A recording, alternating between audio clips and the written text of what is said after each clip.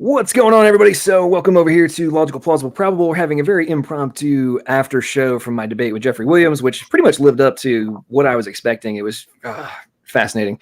And apparently, according to people like Comrade Jerry, I'm upset after the beating I just took.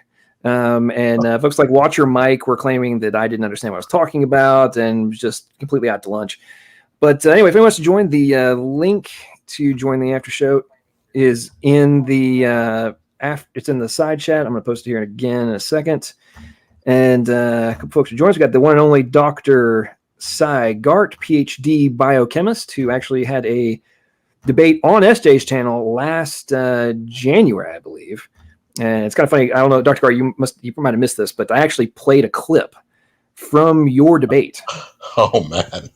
Where you stated that he was wrong in relation to what was happening with protein synthesis.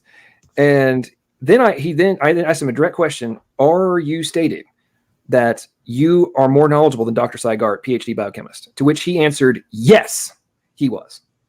And then I said, you have greater understanding of protein synthesis than the editor of peer-reviewed journals, a tenured professor who is currently doing research from an abiogenesis perspective on the origin of the genetic code. You're stating you know more than him. And he said, yes. Mm-hmm. I at that point, ladies and gentlemen, I don't know if... anyway, I yield. What were your thoughts of what you saw, Dr. Gart? Well, he pretty much lived up to what I remember. What I remember about that debate with him, it really wasn't a debate. It was more of a lesson. I just tried to teach him basic biology, as you did, in fact. And I had the impression that he sort of yielded at the end. I'll have to go back and look at that again. But I had the impression that he said, well, I think it's a metaphor, but I guess it has some, validity, whatever. And then about 2 days later, he began posting how he had completely destroyed me in this debate. And at that point, I began to realize that he's not completely okay. I don't want to say it's his age because I'm probably the same age as him. But there's definitely something not okay with his brain. And I was going to ask a question at the very end, but it was too late. But I just simply wanted to know if after our discussion, he had bothered to read any kind of a textbook, any textbook by atheists. Most of them are by atheists. Molecular Biology of the Cell is edited by Bruce Alberts, who I've met and who I know for a fact is an anti-theist. And, read that book and you'll learn that DNA, the genetic code, is a real code. It says it very clearly. So there's something wrong with the man, and I hope this is the last we see of him. He really should disappear, I think. Well, it's interesting, Dr. Gart. One of the points you actually made in your conversation with him, and I've seen you actually make this delineation on Twitter with folks over this exact same argument, that there is maybe a month ago, there was somebody who was making it's not a debate claim, showed a reference, and you were like, what are you talking about? And then you looked at the reference and it was from a philosophy paper. Oh, yeah. They all are. Right. And you made the specific delineation that, look, this is there's a difference between philosophy and a science journal paper on this topic. And it was very ironic that today, at the beginning, Jeffrey referred to a philosophical paper written by somebody who was referring to the meaning in the 1950s. Yeah. Versus what we have now come up to, as you know even better than I do, the development of the knowledge and the application and the reality and like the unavoidable. Not only is it just a basic code, but it's a extraordinarily complicated one with a plethora of different use cases, right? And anyway, before you and I can go on this all day, Simon Singh has joined us. What's going on, Simon? Simon, are you there? Simon, if you're talking, you're on mute. Let's see here. Oh, he's going to do some work. Okay. Let us know when you can come back, Simon. Hi, guys. Sorry, I just had my mic at 0 volume. Oh, no worries. Yeah. was just listening to the dialogue, and I really liked your approach, like how you explain things very clearly. I appreciate that. How,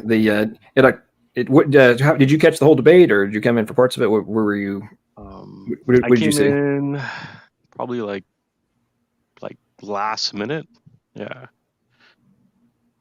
Gotcha. I shouldn't say last minute. The 80% mark. Okay. Gotcha. During the ending of it. Yeah. Gotcha. You know, since we have a PhD biochemist in the room with us, we don't want to waste this opportunity. So, Dr. Gar, one of the questions I was asked was about the differentiation between the genetic code, the genome, and DNA. And my general response was, well, the deoxyribonucleic acid is the overall chemical medium, which contains the entirety of the information, which is the genome of the different, whatever the organism is. And then the genetic code is the sequential organization of base pairs that are equal to a specific enzyme, protein, etc. Is that an accurate and general summation of the three? Yeah. I mean, what I like to say is that the code is the language. The DNA sequence is the sentence that you're speaking, and the codons are the words. So, you know, and what a lot of people do, you don't do this, but of course he's not even up to this mistake, but a lot of people confuse the sequence with the code. So they'll say, oh, it's in my genetic code.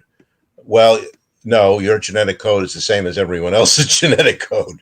There's only one genetic code. I mean, there are little variations in some very minor places, but it's only one. And you know, it would be as if everyone in the world spoke English. There'd be only one language. So Well, the other thing I mentioned to him on it too was it's the code itself is a 64 codons. Yeah, I heard that. Right. The base pairs that are equal to the different amino acids, and that what I find fascinating about these ongoing interactions, and I kind of alluded to this earlier in the debate, of it took me a solid 6 to 8 months of having debates, having interactions, doing after shows, and going on other channels to actually come to the realization that this was still being argued. Well, John, I actually have something important to say here. And that is this. When he debated me, I was, which is not that long ago, but I was absolutely against ID. And that has changed a bit. I've been changing a lot of my thinking. But when he debated you, he correctly said that you are in favor of ID, and that's why you're saying this. But you realize what that admission is? He had no interest in arguing the question of whether DNA and the genetic code is a real code. What he has done is what atheists are now doing, a huge amount of doing this. They're denying any science that goes towards pointing to divine design or divine agency or the existence of God. And there's so much of it. There is so much of that now, and it keeps increasing, that what I've been saying this publicly for several months is that we are going to see, this is my prediction, anti-science as the key philosophical view of atheism. I can definitely see that. Now, people say that's crazy, but it's happening right now. His entire point was to attack intelligent design. He doesn't know anything about DNA or, amino acids or code. He doesn't care. He doesn't want to know. He's an atheist who's trying to prove that the premise of the genetic code is false, that it's not a real code. And that's a purely atheistic motivation. And it's happening everywhere. We're now seeing people saying that the universe did not have a beginning. We're saying lots of anti-science going on in the atheist community. And I think this is the beginning of a real trend.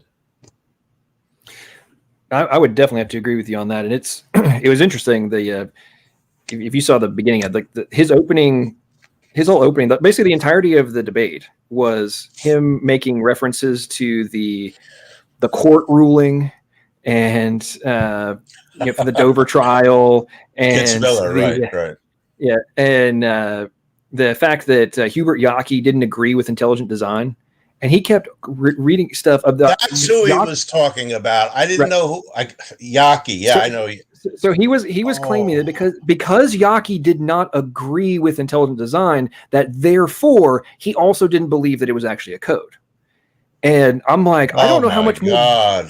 When Yockey literally says that it is not metaphor or analogy or simile, they are direct. When he states this clearly, and then in one of his papers, he does a direct comparison to the zip code +4 model of how the block codes work and are directly applicable, the logic, all this kind of stuff. And it's like, you're claiming that because he doesn't agree with intelligent design or creationism, that therefore everything else he said, if I am using it to support my argument, not for intelligent design, because I made nothing in my argument today. It's not a zero. Was about intelligent agency or creation, period. It was only, is it a code? Yes or no. And anyway, my mind was blown. I got to the point where I'm like, I don't even know how you respond to somebody who is going to make the argument that has literally nothing to do with whether or not something is literal or metaphor. And it's like somebody else's opinion about a worldview that has nothing to do with what is being discussed. It's amazing. It's amazing. Well, if you don't have anything to support your view, you support a different view. You use evidence for a different view, which you think is related. I mean, it was pathetic. I had on the chat, I started. When you look back at the chat, you'll see I made a lot of comments. And a lot of folks who I recognize from Twitter starting their same old stuff about, it's the same thing. It's just denial of science because you don't like the science. And you see that in everything. You see it in anthropology, in cosmology, in biology, and it's spreading like crazy. And nobody seems to recognize it for what it is. It's the last gasp of atheism. So as a educator, have you observed, from a professional perspective, have you observed over the last 30 years a decline in critical thinking skills and like just basic analysis? Because I just turned 37, and I think I've seen it just in the last 15 years of 17 years now of professional existence. The initiative and just basic, I joke about this all the time, but it's like, go Google that, in terms of, well, I don't know how to do this. And it's like people operate from this perspective of, well, unless you spoon feed me, I can't comprehend anything. But anyway, that was a rant on my side. Back to the question. What is your opinion on that? Well, I don't really know. I mean, I think there have always been bright students and good students and people who are really, devoted to understanding things. What I do find, though, and this is pretty universal, is that there's a little bit too much reliance on, on stuff online. And I'll just tell if anybody's watching this, don't listen to me. Go read a book, read a textbook. Okay. If you want to know, the truth about biology, cosmology, anything, read the textbooks. They're there. They're not that hard to follow. And if you do have trouble, take a course. But there is such a thing as actual knowledge and information. It's not all guessing and thinking. And, that was the whole purpose. That was the whole point of the scientific revolution. It was that, logic and thinking and, coming up with brilliant ideas is great. But there's also, and this, by the way, developed from Christian scientists. These are people who were Christians who were trying to understand God's world. And they realized we actually have to get evidence. We have to get data. We have to get measurements. We have to actually, it's not enough to think, gee, maybe this happened. Yeah, that makes sense. Okay, it happened. No. That doesn't work. So, if you don't know the truth, listen to lots of people, fine, but there is a body of accepted truth. a body of accepted knowledge, and that accepted knowledge and accepted truth is easily found in textbooks. Now, there are definitely controversies, and we know in biology, evolution is controversial, and it's controversial among scientists who are not theists, because there's it's a fascinating field. There's a lot to do in it. But there is a body of factual knowledge in biology. We know one of the, sorry, I'll just say one more thing. I know I'm rambling on and on. One of the people in the chat said, well, if there's a semantic meaning for DNA, if I look at DNA using SEM, scanning electron microscopy, will I see the meaning? And I said, yeah, you'll see the meaning, but you don't look at it with SEM. I mean, that's not how we look at DNA. And he didn't get it. I mean, if you're going to ask a question, have some vague idea of what you're talking about. I wouldn't start talking to you about, the complexities of writing, computer code, because I'm going to sound like an idiot. Well, that's not me. It's not me. Simon. I have to go. But yeah, no, it's interesting what you're talking about there on if I use SEM, will I see the meaning?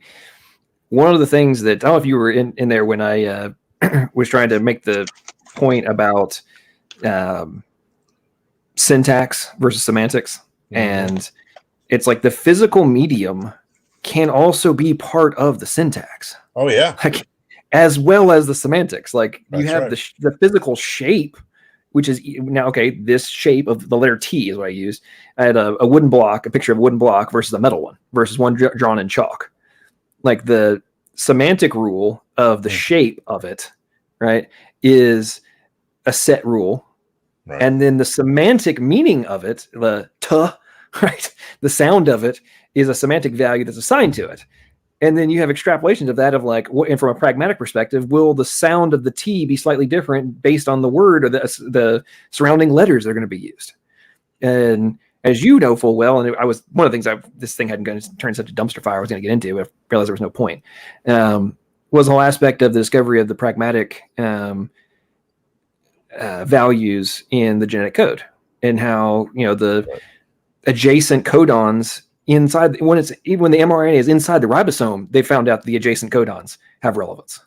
Right. And it's like, if that isn't the literal definition of pragmatics from a coding perspective, I don't know what is. Like, it's physically adjacent in this context for this stability, for this interpretation of the value, not just from in this context, the amino acid, but also the timing and the shape logic that's going to be put into it. I mean, it's crazy.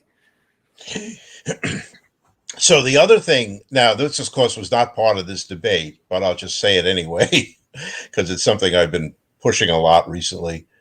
It turns out, because one of the comments, I think he asked you this, but it was definitely in the chat too, but I think it was one of his points, is that the formation of the whatever he calls it, the genetic code, came from natural selection. Is that what he said? I think he did. He made that.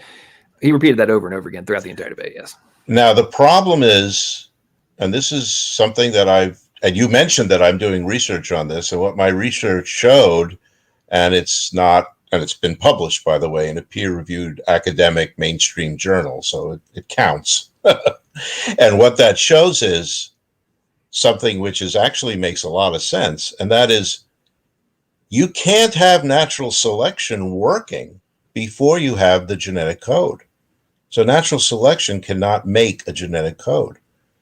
All the processes and mechanisms that allow for natural selection and evolution to work had to be there before there was natural selection, right?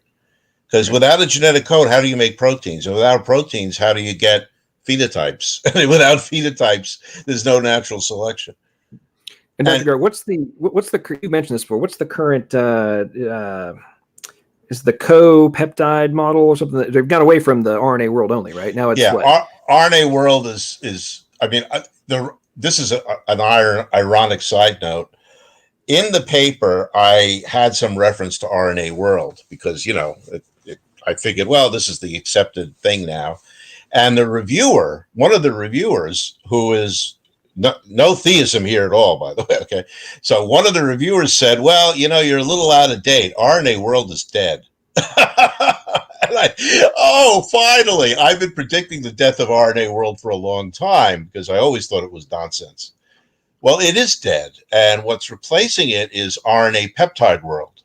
Because it turns out RNA by itself with no protein, no peptides, just nothing happens. It doesn't do anything.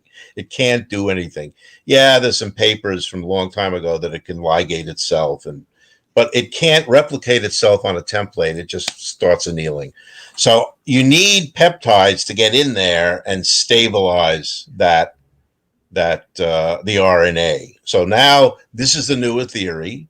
A lot of people have been publishing on it. And we'll see how that goes. I mean, I don't know. It might be an improvement, but RNA World is no longer the thing. So are they now kind of conceding that the core of the ribosome, the core RNA by itself is just not plausible in terms of the doing the catalysis to create the additional stuff? It's like, we might be able to do that, but we also have to have some peptides in association with this core piece.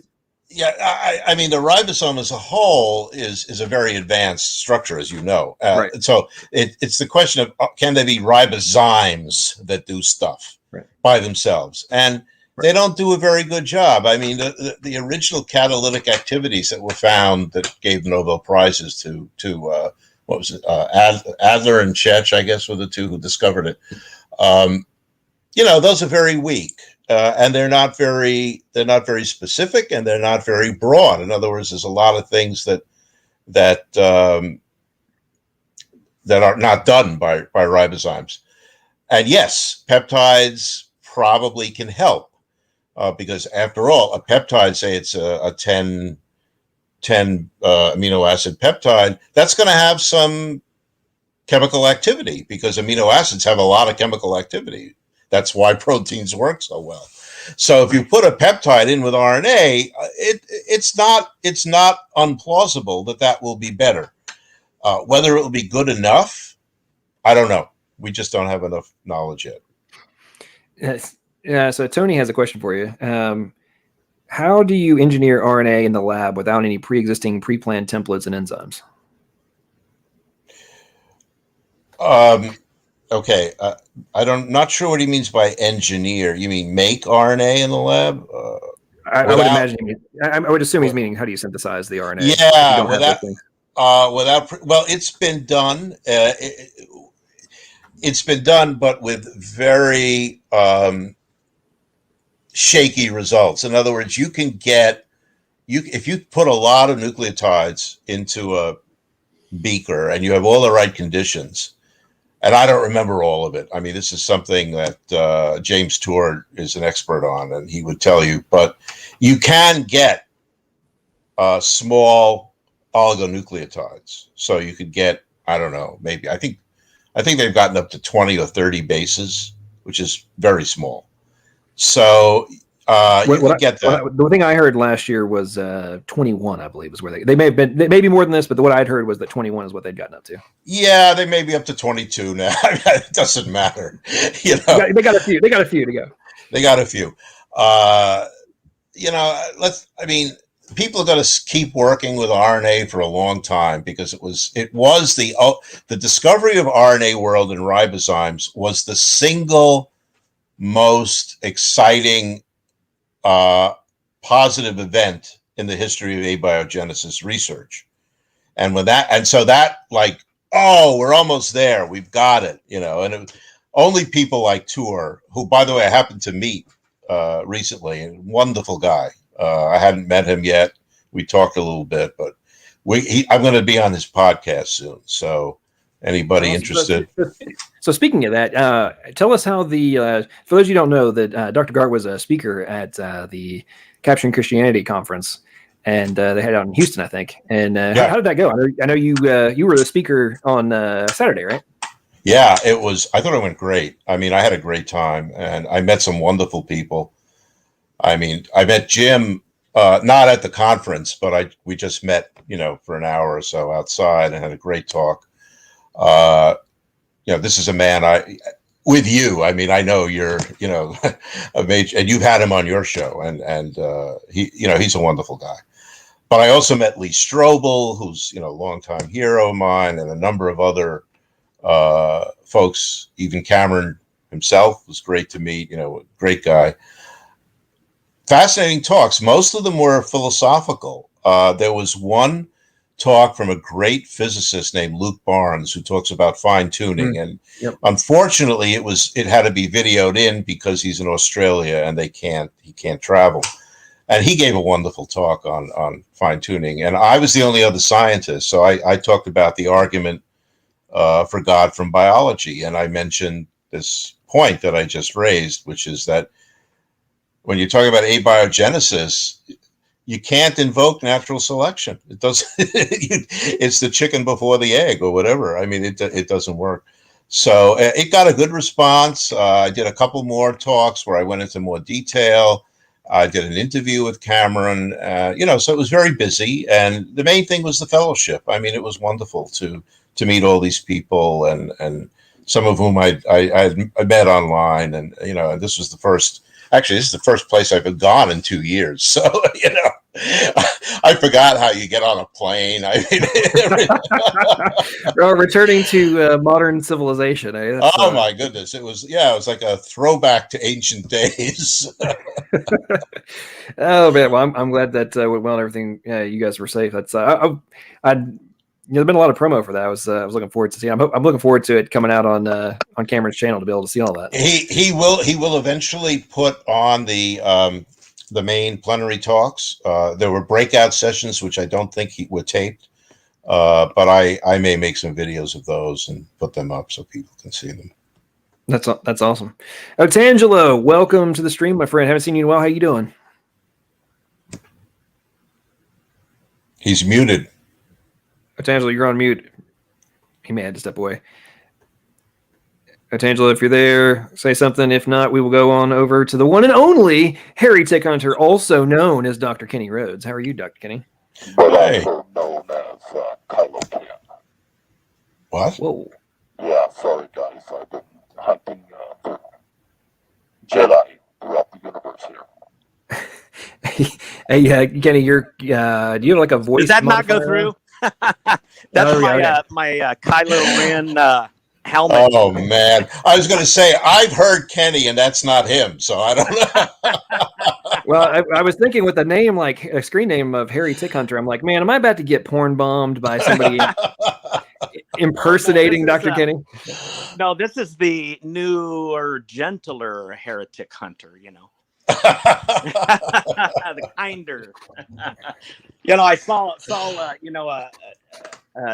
an old Earth heretic there, so I had to jump in and hunt. No, I just wanted to say hi, guys. I have no knowledge of this area, but I love to listen to you guys talk. That's for sure. And how you doing, Cy? I haven't talked to you. It's been a while. It's been a while. We got to get back together. Absolutely. Yeah. Absolutely. I've actually been working on some stuff that you might find very, very interesting.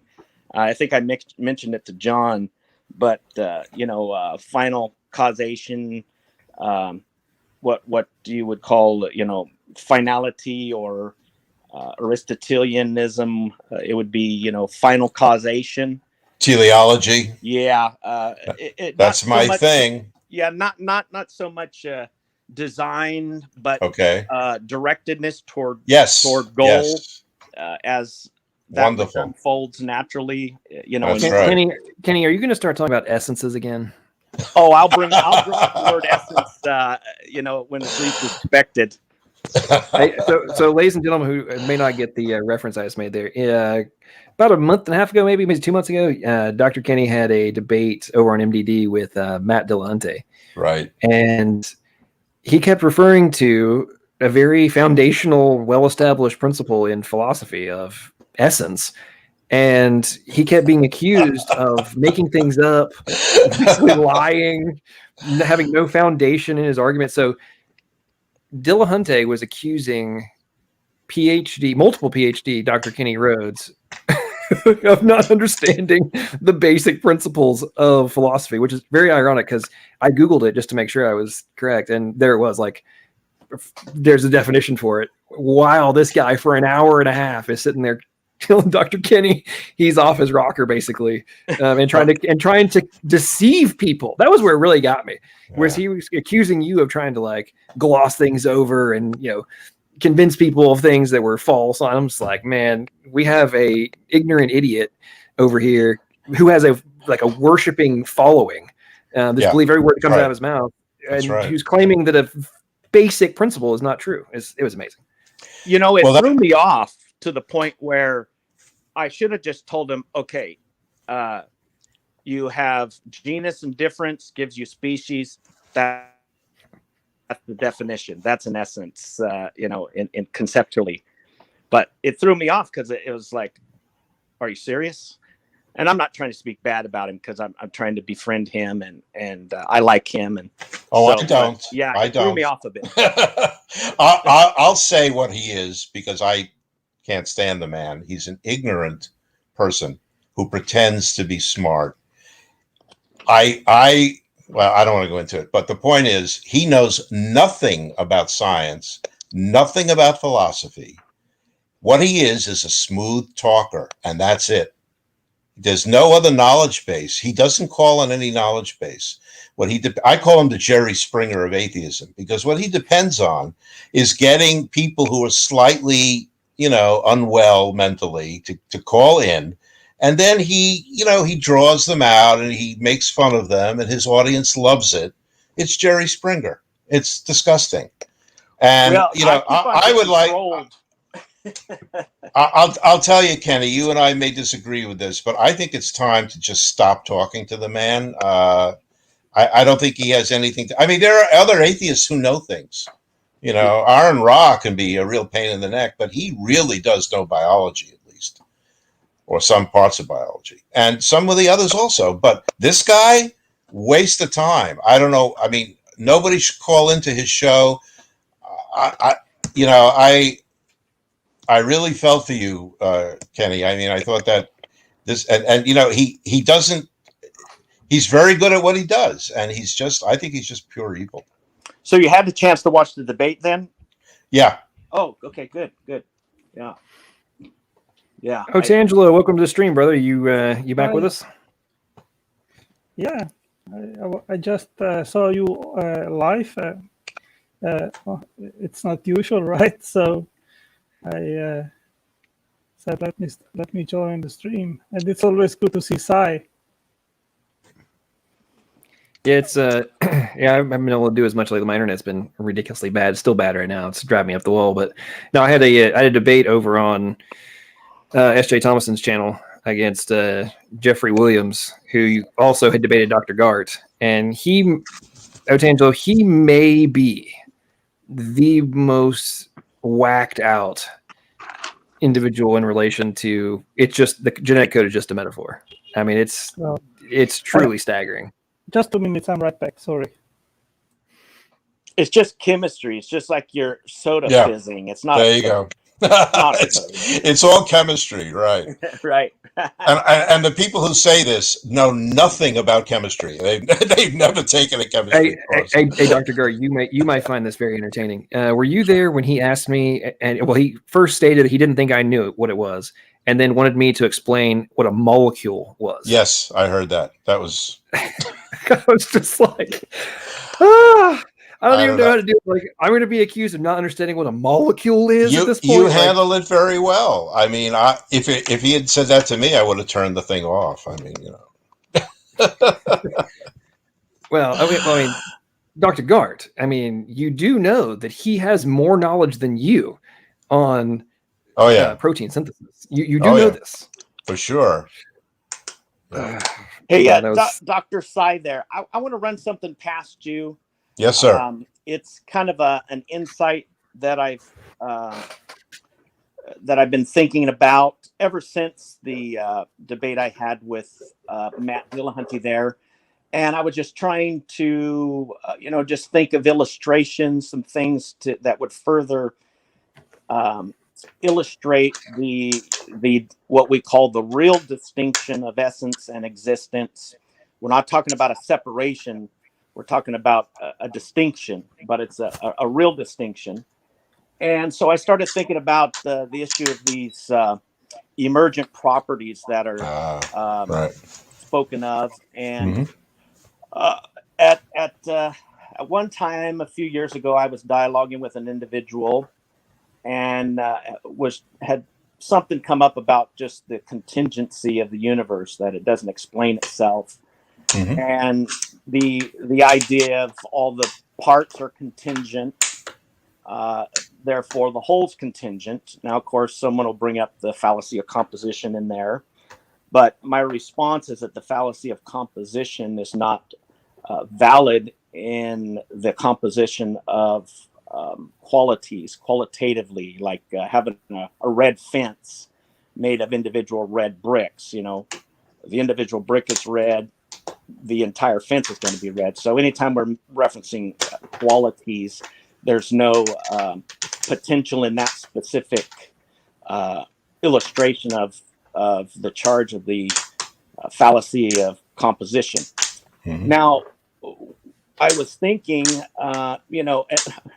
it applies to the infinite regress and everything like that. And there's some funny things you can say, like an infinite line of dummies does not make a genius, So an infinite or a set of, contingent parts is not going to have an emerging property of a necessarily existing being, Right. i.e. the universe. Right. So this issue is dealt with in Plotinus, part whole reasoning and philosophy, things like that. But you have this interesting distinction that needs to be made. It's a real distinction where you have the whole is dependent upon its parts, but also there's a certain sense that the parts depend on the whole. Right. Ontologically, we would say Thomistically, when you make that merging of imprinting form on matter by whether it be the putting together of parts, or by negation, by chiseling out bronze, you still have what happens there, an emerging quote unquote nature or essence, if you want to speak to it that way. But it is something that has some ontological priority. So it's not just the sum of the parts. There's something beyond the sum of the parts. And I'm just suggesting that maybe we are sensing legitimate essences. We're calling them emergent properties, but we should actually consider it a real nature and essence that is there, that has this ontological priority over the parts now, because they're the whole communicates the parts how they should be configured, which is a form or an essence in a Thomistic Aristotelian sense. So what do you think about that idea that it's not these emergent properties of, hydrogen and oxygen, boom, you got this wetness now that was never there. It just magically emerges. I think this could help with this whole notion that, a physicalism, where once Thomistically Aristotelian categories, once the form has been fully communicated to the matter, now the form comes into existence. It doesn't necessarily exist in the Platonic world of ideas, although a Christian would say that God would be not the formal cause of something, but its exemplary cause. He's the agent, the architect, if you will, that devised the plans or created the essence. So anyway, not to be too long-winded. Pertinent to what you just said. Today I posted on Facebook, and I can quickly quote here: genes and epigenetic information systems contain instructional complex blueprints or protocols to make objects like proteins, molecules, or cell factors, which are irreducibly complex, integrated, and an interdependent systems composed of several interlocked, well-matched, hierarchically arranged systems of parts contributing to a higher end of a complex living cell. that would be useful only in the completion and being alive and in operation as that much larger system.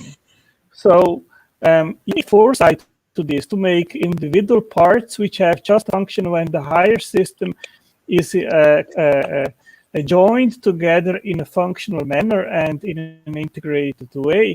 And we see that all the way in every part in biology, where proteins are made of several subunits which have to work in an interlocked way, and there are the reaction centers which also have to be just right, and which usually are working in the pocket of the protein to perform its function. So yeah, I'm not really talking about that. I'm talking philosophically, not the instructions that are there per se, but once the whole is there, the ontological priority being the essence or nature of something. And it's that Thomistic interplay of, in one sense, act is prior, but potency also has this ontological priority in the sense of, once an essence is created, the potentiality for that to exist, and then it's instantiated, that act of existence right there is distinguished, but it is the very act of the essence or the nature. So you can't really separate it either. You just make this distinction. So I'm talking more on philosophical grounds, but I would like to see how the science can complement that, which is why I'm mentioning this to Dr. Sai there. So Yeah, so there's there's a physicist. There's a physicist named George Ellis. Yes. Who has talked about top-down causation. Okay. To explain emergence. Vertical causation, in a sense, they call it too. Yeah, I think so. But I mean, he's not a philosopher, and some excuse me, some of his work is just beyond me. I mean, he's talking about emergence, for example, from quantum to classical physics, and then from physics to chemistry, and he doesn't go all the way to biology, but you can extrapolate. And the top down is basically what you were saying, is that although he doesn't use your words, which by the way, I think that's a very nice way to put it. He's not saying that you have this ontological essence, which derives from that, but that's basically what he's saying in other words. And I think that is a great way to look at it. And once you understand it that way, then you can drop all pretense of saying, well, biology just came from physics, from chemistry, because it came from, but that doesn't mean anything, because it's an ontologically separate, essence, as you said, and that, I think that's a good solution. I like that. Yeah, can I had the honor to talk to Eleanor Stump about this, and I put that before her, and she goes, because this happens to me all the time, and I'm sure it happens to everybody, but you think you come up with something that's great, unique, original, and then you read it, hard to do months later. right, hard to do. Yeah, so I'm thinking, I'm coming up with something, and so I run it past the best of the best, Dr. Stump, and she goes, yeah, I've actually written an article on that. It's not exactly what you're saying, but I'll send it to you. So I was like, that's awesome. At least I'm like in the right lane. I'm not on another highway going somewhere else. I'll tell you from personal experience, it's much better when you come up with something new and other people have already said it, then you come up with something new and everybody says, what are you, nuts? Because I've had that happen too. Yeah. I've had both happen. Yeah, I bet. All right, I think Otangelo, Otangelo, you froze there for a second. Did you have something you were trying to put in? No, Otangelo froze when he was trying to interject last time. Go ahead, Otangelo. Yes, you mentioned that you had a debate with someone which denied that there is a genetic code in a literal sense, it is interesting. I called in recently at the Atheist Experience, and I brought up the argument about information stored in DNA. And Jim Burrows, he literally denied that information. And it's just chemicals. It's just chemicals interacting. And you see that all the time, people arguing in that fashion, in that manner, that there is no information. It is not an information-bearing system which dictates how things have to be done in the cell. What we see is a generalized lack of understanding of so many people, which at the same time think that they have a superior understanding in regards of biology and how things in biochemistry work. So this is a classical Dunning-Kruger, where people literally have no understanding whatsoever, but think they have a better understanding than others. No, that's well said, Otangelo. I mean, I agree with you. I mean, I would say that the debate that I just had over on S.J. Thompson's channel, for those who just joined us up against Jeffrey Williams, the debate that I just had is the absolute embodiment of the point you just made.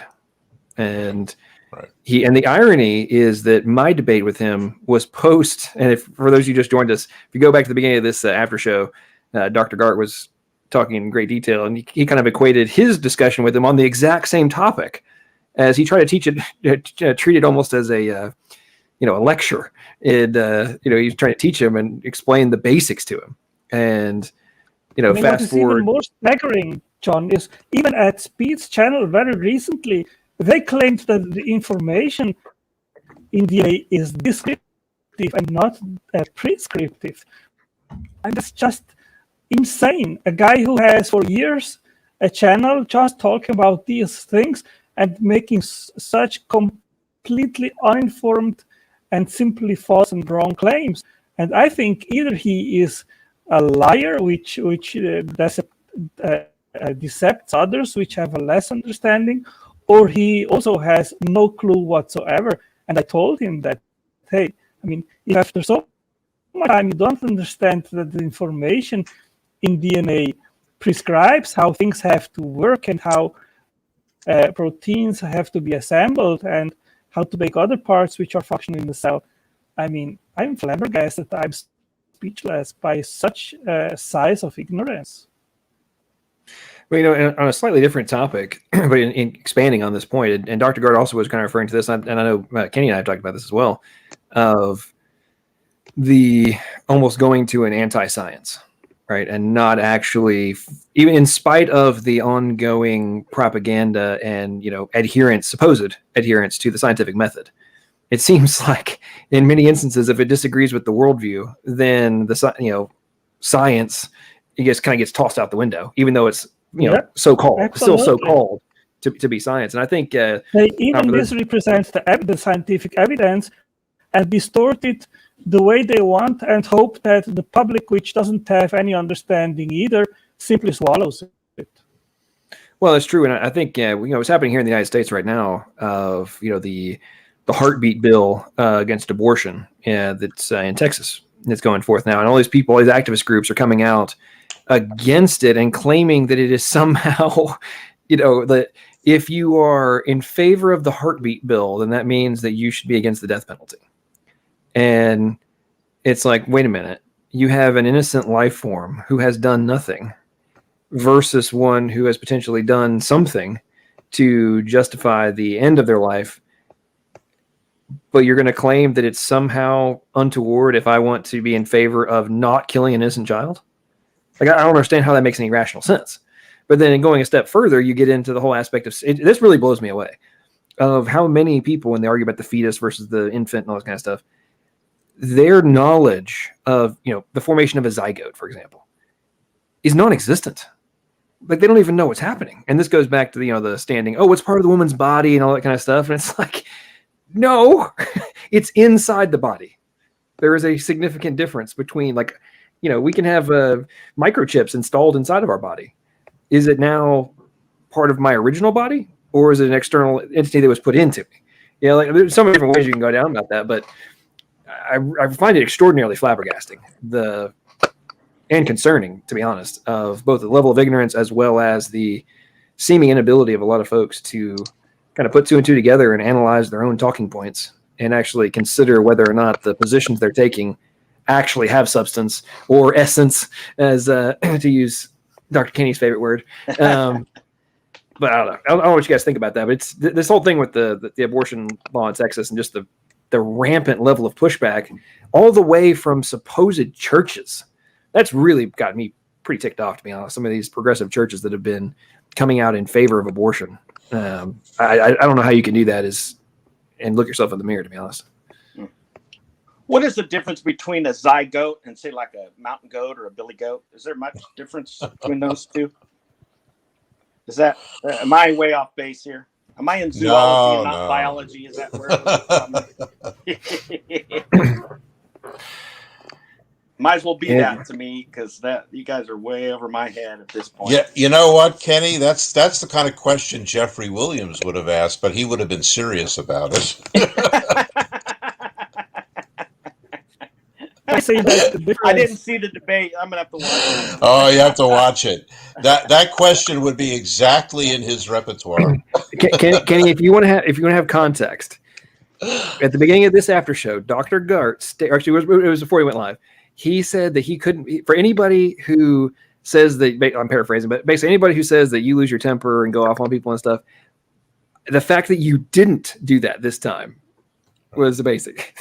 Yeah, I couldn't have had that. I don't have that kind of patience. That's pretty funny. Even worse than the other guy you debated last, because that guy was pretty bad too. So which guy? That other guy you debated fairly recently. I think wearing the overalls or something. Or no, that was the guy. That was the guy that was wearing the onesie, and his actual screen name was quote actual socialist trash unquote, and and he showed up to the debate. A grown man showed up to the debate wearing a onesie with the hood up, and it had little bear ears on it. And yeah, at that point, you don't get any. People were giving me a bunch of grief about just going off on him and questioning his intelligence. I'm like, you showed up to a debate in front of hundreds of people wearing a onesie, and you somehow think that I'm going to take you seriously, and I'm not going to use this as an opportunity to just embarrass the heck out of you. I don't know what world you guys live in, but I mean, you show up if you rise to the occasion and show up to the arena. You better be prepared to be annihilated if you show up in a onesie. Like has just exited stage right. Angela, you were you trying to say something? Yes, another experience recently that I had a debate with Jason. He's a frequent guest at the Speeds channel. And in the end, I left because he simply accused me because I am not a credited scientist. So whatever I say, I don't understand what I claim. So whatever I say is not relevant, basically. And I mean, after I was thinking, hey, why did you even accept to have a conversation with me if you have the prejudgment that because I am not a credited scientist, whatever I say is not trustworthy or meaningful? But another aspect of this is he accused me that I was at Speed's channel literally misrepresenting a science paper. And the crux of the thing is it was about the odds to have a protein by natural means. And you have basically first the premise, which is the evidence, and then you have at the conclusion, the discussion of the evidence. And the only purpose of that paper was basically to say, well, it is not such a big problem. So basically they tried to justify or to back up natural means by which proteins could have emerged prebiotically. And we disagree with that. We say that the odds, they are far too big, and it's therefore far too unlikely that something like that, a protein could emerge prebiotically by unguided means. So they accused me that I was misrepresenting the authors and the science paper because I come to a different conclusion. And I said, sorry, the only thing which I need to do is to correct present the science and the argument which follow afterwards, I'm completely free to come to a different conclusion, and I am not misrepresenting the author of the paper if my conclusion is different than theirs. So I think. Well, Angelo, you're absolutely right on that, and you're starting to break up. You might want to refresh but in line with your point that you're making there, I think my debate was exactly that. I mean, Hubert Yockey doesn't agree with intelligent design. Therefore, even though he agrees with you in terms of it being a code, it's not a code because he disagrees with you on intelligent design or creationism, even though that's not what the argument is. And it's very bizarre. Andrew, welcome to the stream, brother. How are you doing? No, not too bad. Not too bad. Just been trying to avoid things. Still down here, still in the restrictions and lockdowns. Are you in the UK? Or are you in Australia? Australia. Okay. What part? Yeah, Brisbane. We're not in lockdown, fortunately, but we are under restrictions. So you can go outside. You can take them, but you have to take a mask with you. You have to wear a mask when you're indoors or when you can't socialize. When you can't socially distance. It's all just turned to absolute mush here. Sydney has taken over Melbourne's lead. They've got 30,000 cases. We've now got over 1,030, nearly 1,040 dead. I haven't checked today. 61,000 cases. It's just gone straight through the roof. I mean, before this wave hit, we had 30,000 cases in total in the whole country. Yeah, something like that. The last thing I'd seen was I think the total number of deaths up until this most recent wave was like 840 total for since the beginning of this whole deal. Yeah, it's interesting what's happening over there. Guys, I saw that I got to break in because I got to leave. So I just wanted to say goodbye. And I really appreciate what you did, John, and good luck. Thank you very much, Dr. Grant. I appreciate it very much. Always great to talk to you. Thanks for sharing your time with us and having a conversation. Great to see everybody else. All the best. Blessing. Yeah. Good to see you, Dr. Gart. Andrew, have the truckies? I've seen some things where the truckies have started to block off highways and such. Is that still going on? I think so. I don't know. I can't think of supply shortages or anything like that. There hasn't been any battles over toilet paper like there was in the first thing. And that was a thing that was going the world over, but that was hilarious. That was very funny until the manager there was one where the manager had to actually intervene because there was a woman who wouldn't let one woman take one packet of toilet paper from her trolley. So the manager took over and took the whole trolley away from both of them. Listen, having food is not important as long as you can wipe your ass. I mean, that's we all know that's the most important thing to account for is making sure to keep your butt cheeks clean. I mean, it's it was the same thing here in the States. I mean, the level of just hoarding is priceless. I mean, but the reason I was asking is I saw some stuff on Twitter. There are videos from truckies from Australia that were, and it was like they were backing up the traffic out the wazoo and had signs in the front of their trucks. They were interacting with the police and all this kind of stuff. And then there were other videos from people in Australia saying that they were witnessing this, but then all of the media was basically suppressing it. And pretty much, I would agree with that one. And they're still suppressing it. They're still making the governments look, how did my mother put it? Wise and sensible leaders, or sensible and wise leaders, something like that. Yeah, I don't. The whole deal about having the app for quarantine, you have to take pictures of yourself within 15 minutes, have your geolocation turned on. And if you don't, the police are going to come show up and find you. I'm like, this is beyond the pale. Like all semblance of free society has been crossed. Like we are in full scale 1984 mode at this point. Oh, definitely. Which is a book I'm currently reading, but I did see the movie, and I would say see the movie, don't read the book. The book is very depressing. Yeah, Yeah, the movie actually it stars I can't think of his name off the top of my head, but he's an older actor. I can't remember. Anyway, he made it a bit better because he's a better performer than the book, and the book actually portrays a lot of garbage. There's a lot of sex in it, to be open with anybody who wants to read the book. It was John Hurt. John Hurt was the actor in the movie. No. It was he was in the Dam Busters as well. He played Barnes Wallace. Michael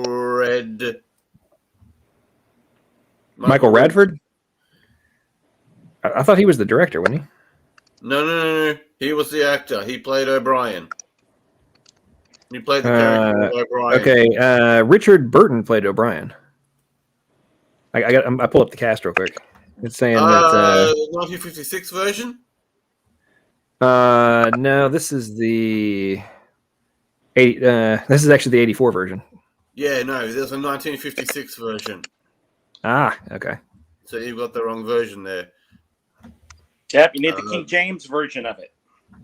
It is almost. All right, Hey guys, I gotta run too. I just wanted to jump in, saw some friendly faces, wanted to say hi. So I appreciate you guys Kenny. are talking Yeah, about something I don't know anything about. Good to see you, Kenny. Yeah, I'm Amongst good. all the other things. Well, you know a whole boatload of stuff we don't know, Kenny. I don't want to hear about that. And you know listen, what's funny is Dillahunty fans are trolling me with the word essence. I kid you not. I believe you because I saw it on the in the comments. Oh, you did? An hour after the debate. I mean, I started putting links to the freaking Wikipedia. I had morons in comments on that. I went, found the Wikipedia link, responded to a bunch of people in the comments, and they kept insisting that that wasn't actually a thing. And I'm like, you little bastards never clicked the link, did you? You didn't go and read for yourself. Which, by the way, is a sidebar. I think that is a very common reality. Like all the demands for evidence and for whether it be philosophical, biological, cosmological, whatever it is, link me. I need proof. I need a source, and you provide it, and then they claim that whatever you said isn't in there. And then when you finally crush them down on it, they usually admit they never actually read it because they don't need to read it because the consensus is already in that you're wrong. Therefore, why would I even bother and waste my time since you were already wrong? I mean, yeah, that sounds like a very dumb idea. That's funny. Blows me away every time, man. Like, I assume you've have you had those kind of interactions with them, the people trolling you? Yeah, matter of fact, I had one show up, and I don't know how it got on the topic, but somehow started talking about me and all this stuff, and so I literally jumped on to the channel because the guy was in the chat, and I called his bluff, and he didn't show up. That is an interesting trend. Very often they don't want to show up, or when they do, they don't actually want to debate what the topic is. Yeah. It's like case in point. I know you've seen this and you've experienced this as well. Like, the debate is there evidence for theism? Right. Yeah. And then they start out with, well, so and so believes in the Christian God, therefore, and they just want to start arguing about Genesis or whatever. Right. And exactly. It's like, this is specifically demarcated to be about theism, not about the Christian God. Like, do you not understand the differentiation point here? Like, right. Amazing. But I actually am. I'm going to be debating Canadian Atheist and on Standing's channel, and I think he asked me to defend the Christian God, and I'm more than happy to do that because I'm actually one of the very few that use these theistic arguments for the God of the Bible, and it's just a matter of natural theology. Once I can, speak to the necessity of monotheism in an ontological manner, then I can step into theology and demonstrate that it is the Christian God, the one referenced in the three great theistic religions, Judaism, Christianity, and Islam. And with Christianity and Islam, it's a matter of a theological distinction, not an ontological distinction, because we're both referencing the creator God, who is divinely simple. So, right. Well, in line with what you're saying, Adley, like I have no issue with the Christian God, but if you're up against, in my opinion, if you're up against somebody who's so just such a hardcore, strong atheist, if you will, it's right, like why would I even waste my time going down here if you're not even going to concede that you won't even have a debate on whether or not there's the general, if you won't even go to like deism, right, theism, let alone a specific, God inside of a specific religion, then right. like we're jumping the shark at this point and putting the cart before the horse to, mix some metaphors there. I mean, it's like, why would I waste my time on you? And the same thing with like the whole issue I had with Pine Creek a couple months ago of when all those apologists were together and somebody asked the question, like, what are your favorite arguments for theism? And they started talking about, the moral argument, all the usuals, right? Right. And then he goes in this whole tangent and it's like, why weren't they talking about, why wasn't their favorite argument Jesus, the resurrection, all that kind of stuff? It's like, the question was, what are your favorite arguments in favor of theism, not Christian God? Okay, and it's like, this is not a very difficult differentiation point. Like, if you have half a brain, you should be able to recognize this. I find that sometimes they want you to defend the Christian God, and other times they're satisfied with, defending a basic theism. It's like they switch channels whenever it's convenient. So let me guess, John. I think yours. But I gotta run, guys. Talk to you soon. Appreciate you, Kenny. Have a good one. Yeah. Bye-bye. Bye-bye. I guess yours is about the genetic code. Are you talking about the debate I had? No, your favorite argument for theism. Oh, yes. That's up there. I would say the implausibility of even the formation of the most simplistic proteins is up there as well. Because I think that the genetic code argument is, in my opinion, like the most unavoidable one, probably, of either there was a code or there was not. Either there is a code or there is no code. And if you're not even going to recognize that there is a code, then at this point, like you're either ignorant or you're in a desperate state of denial. Like there's no other way. I was on a Brazilian stream, and the guy he admitted that there is a genetic code in a literal sense, and then I asked him, so how was it instantiated? And he said, well, there was first a code with 2 codons, and then it evolved to 3 codons. I mean, yeah, I've seen, and well, the irony of that is there's actually papers printed on that of, oh, well, if you only have to have like 30, initially for 100 million years, you have 30% of the code, and then like it slowly adds itself along, and it's like, okay, in order to have more complex proteins form, you have to have if you're claiming this is the argument, then you have to have more simultaneous instantiations and actualizations of the different codons and the amino acyl proteins and the tRNAs. I mean, it's like, this is, it's just like, in my opinion, there's willful ignorance from the masses especially, I'm talking about the, Evo atheist activists. There's willful ignorance on the basics of what they are arguing. Well, I asked him, so you should then suppose that there were proteins with just 16 amino acids, and somehow another 4 were added, but we don't have any evidence that there is any life form with 16 amino acids. And precisely what you said, you need the entire translation mechanism fully in place in order to actually make a sense of the genetic code, and in order to be able to translate it. I mean, all these attempts to say, oh, everything started with the peptide world, and then somehow, I mean, this is just insane. It is just ridiculous. And Wow. Yeah, it's getting out there. Welcome, Joel. How you doing, brother?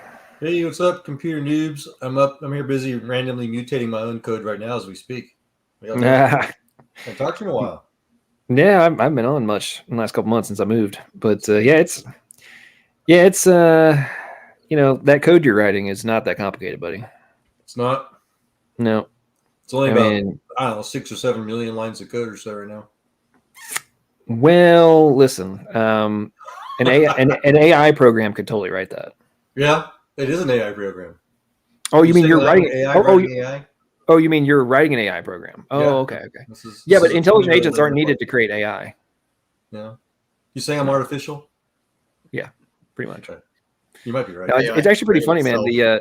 So Joel, a couple weeks ago, I actually had a long back and forth on Twitter with a PhD computer engineer, and he claims to have written evolutionary algorithms, and that they were able to assign the source and target alphabet values.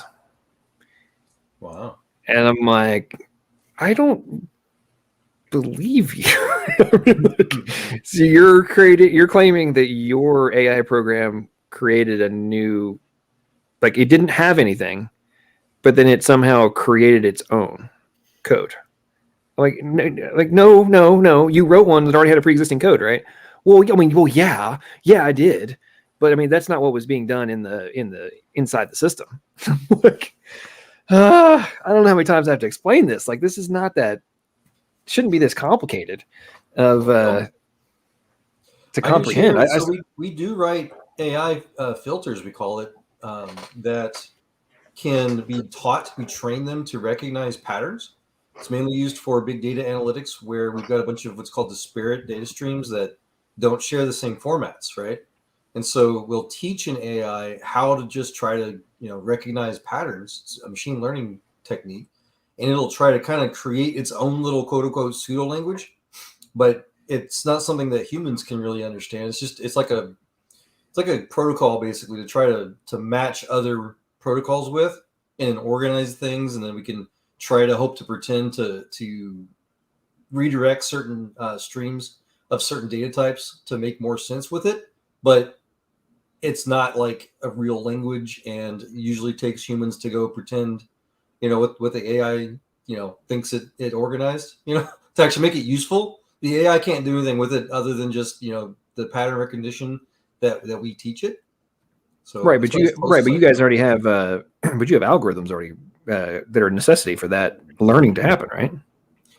What kind of algorithm?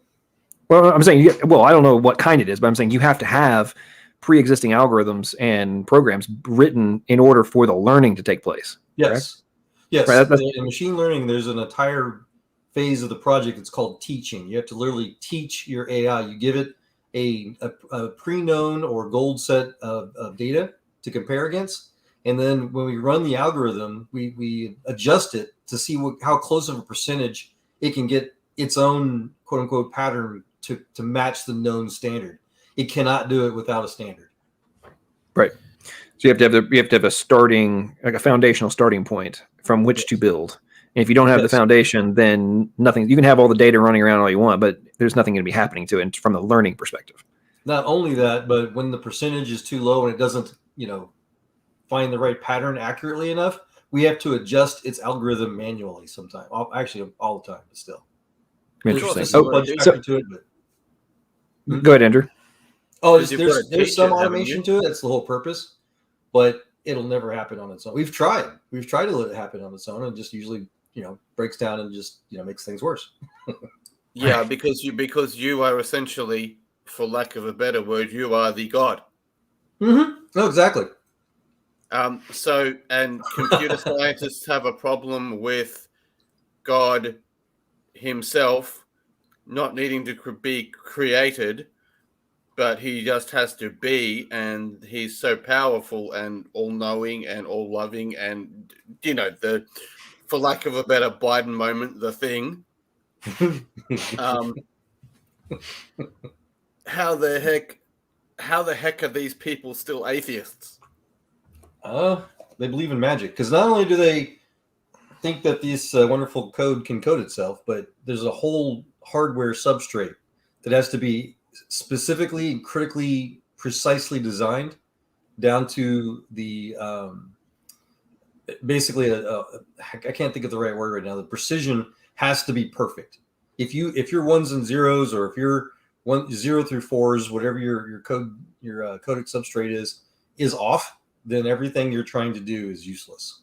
Okay, well, because it's machines, right?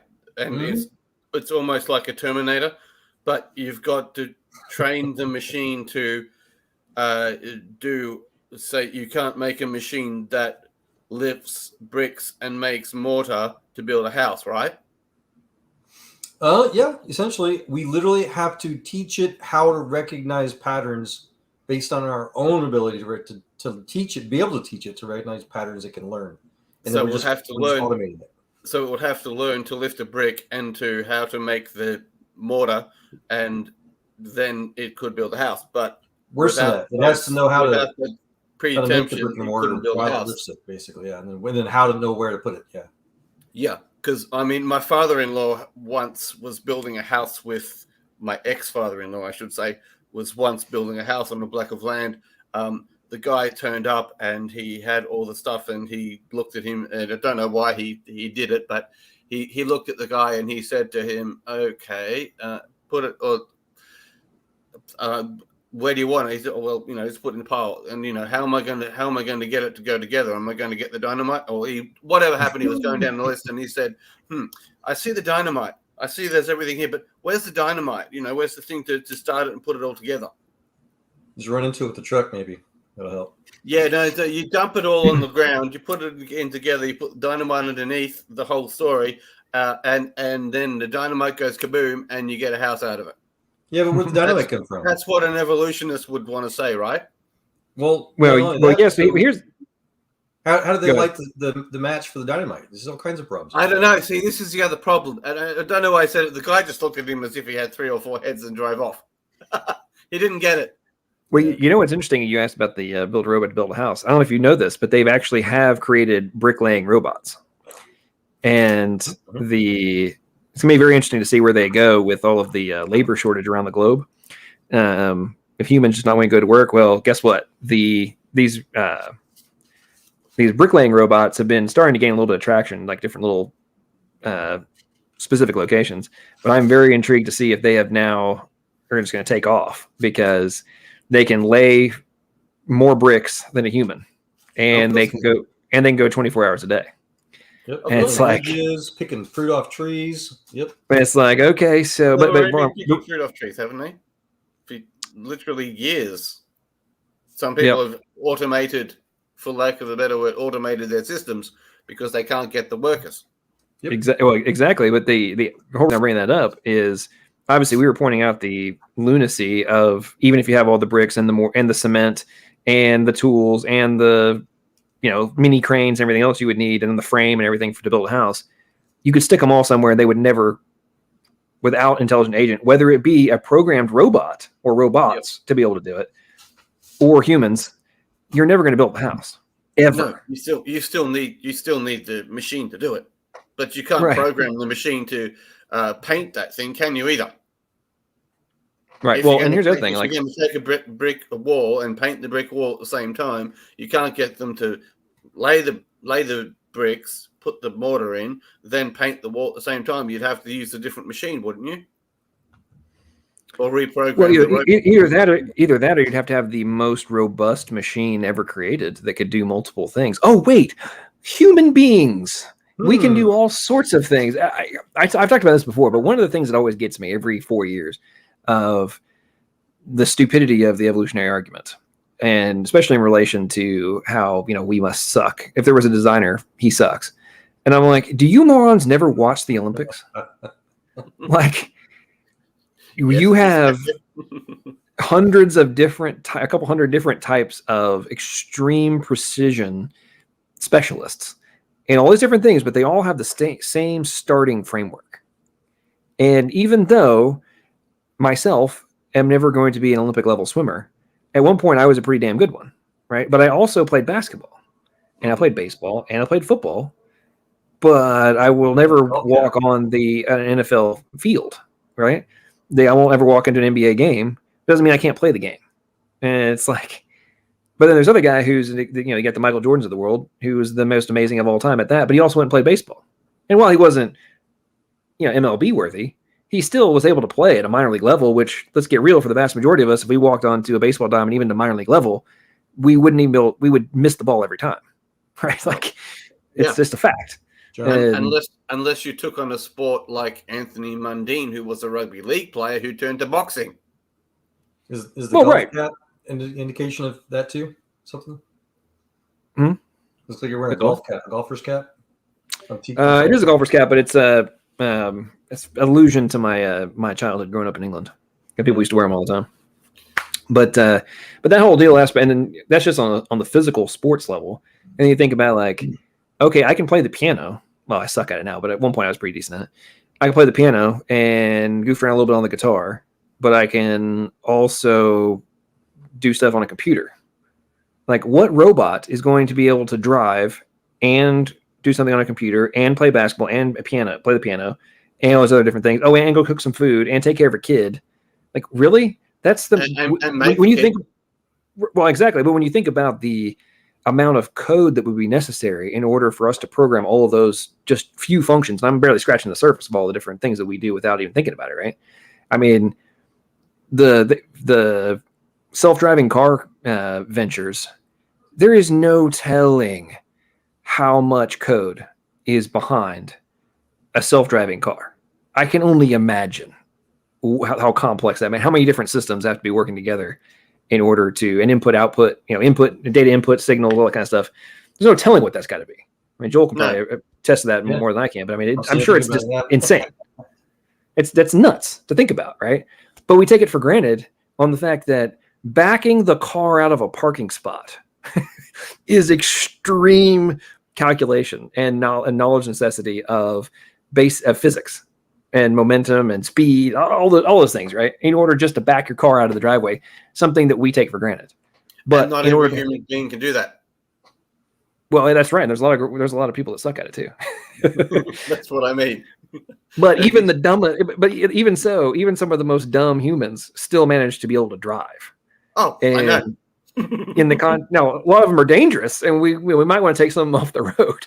But that still doesn't mean that the root functionality that they have available to them is not mind-bending compared to what we currently take for granted, or what we're trying to create to replace what we take for granted. It's nuts.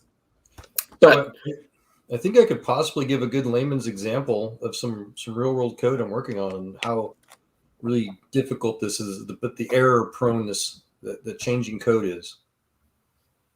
You guys want to let me give it a try. Yeah, go ahead. Working on this one, it's what's called an AI manager. So there's four main types of AIs, oracles and managers and different things.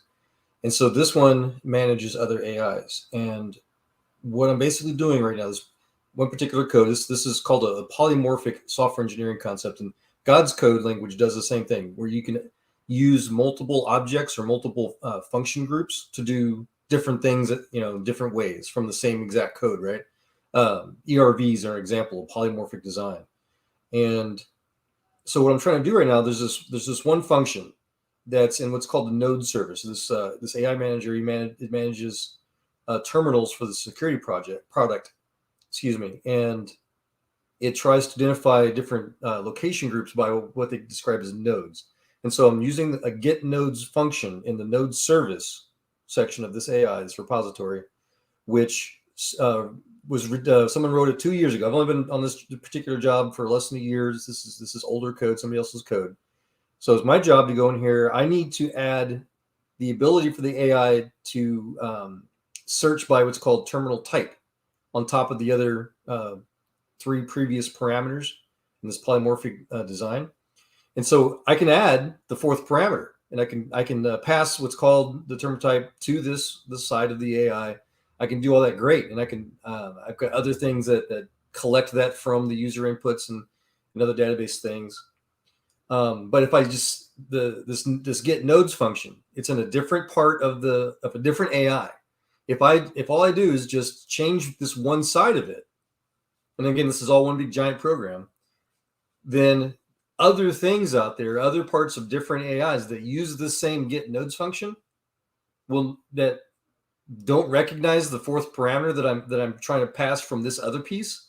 If I don't put some sort of pre-programmed, pre-engineered, very well thought out trap or some sort of other thing to catch for default values that other parts of the program might send to the same part, it will break the whole thing. It will die. It will cease to exist. You'll get cancer, whatever you want to describe it as. That's how just incredibly difficult and near impossible it is to change one tiny little part of one piece of code and not expect to break the whole thing down.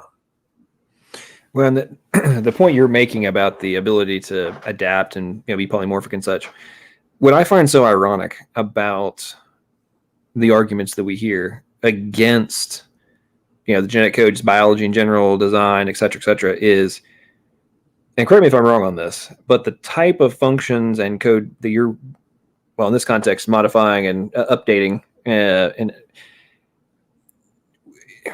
we haven't really been able to build working models on that until relatively recently that are actually being able to successfully accomplish anything. Is that a fair statement?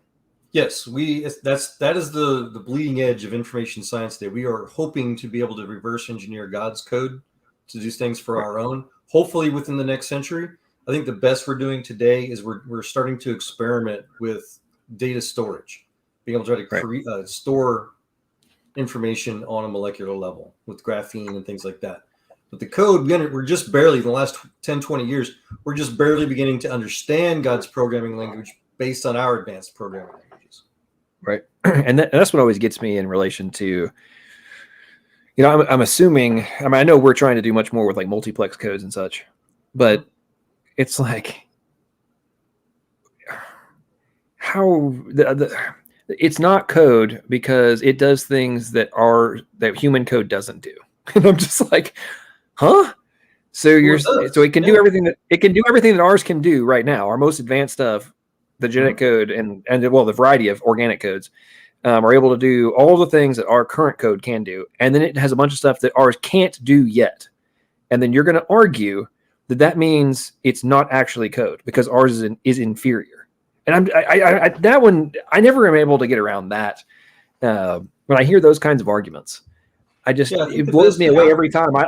How does this make any sense to you? How are you actually coming to this conclusion?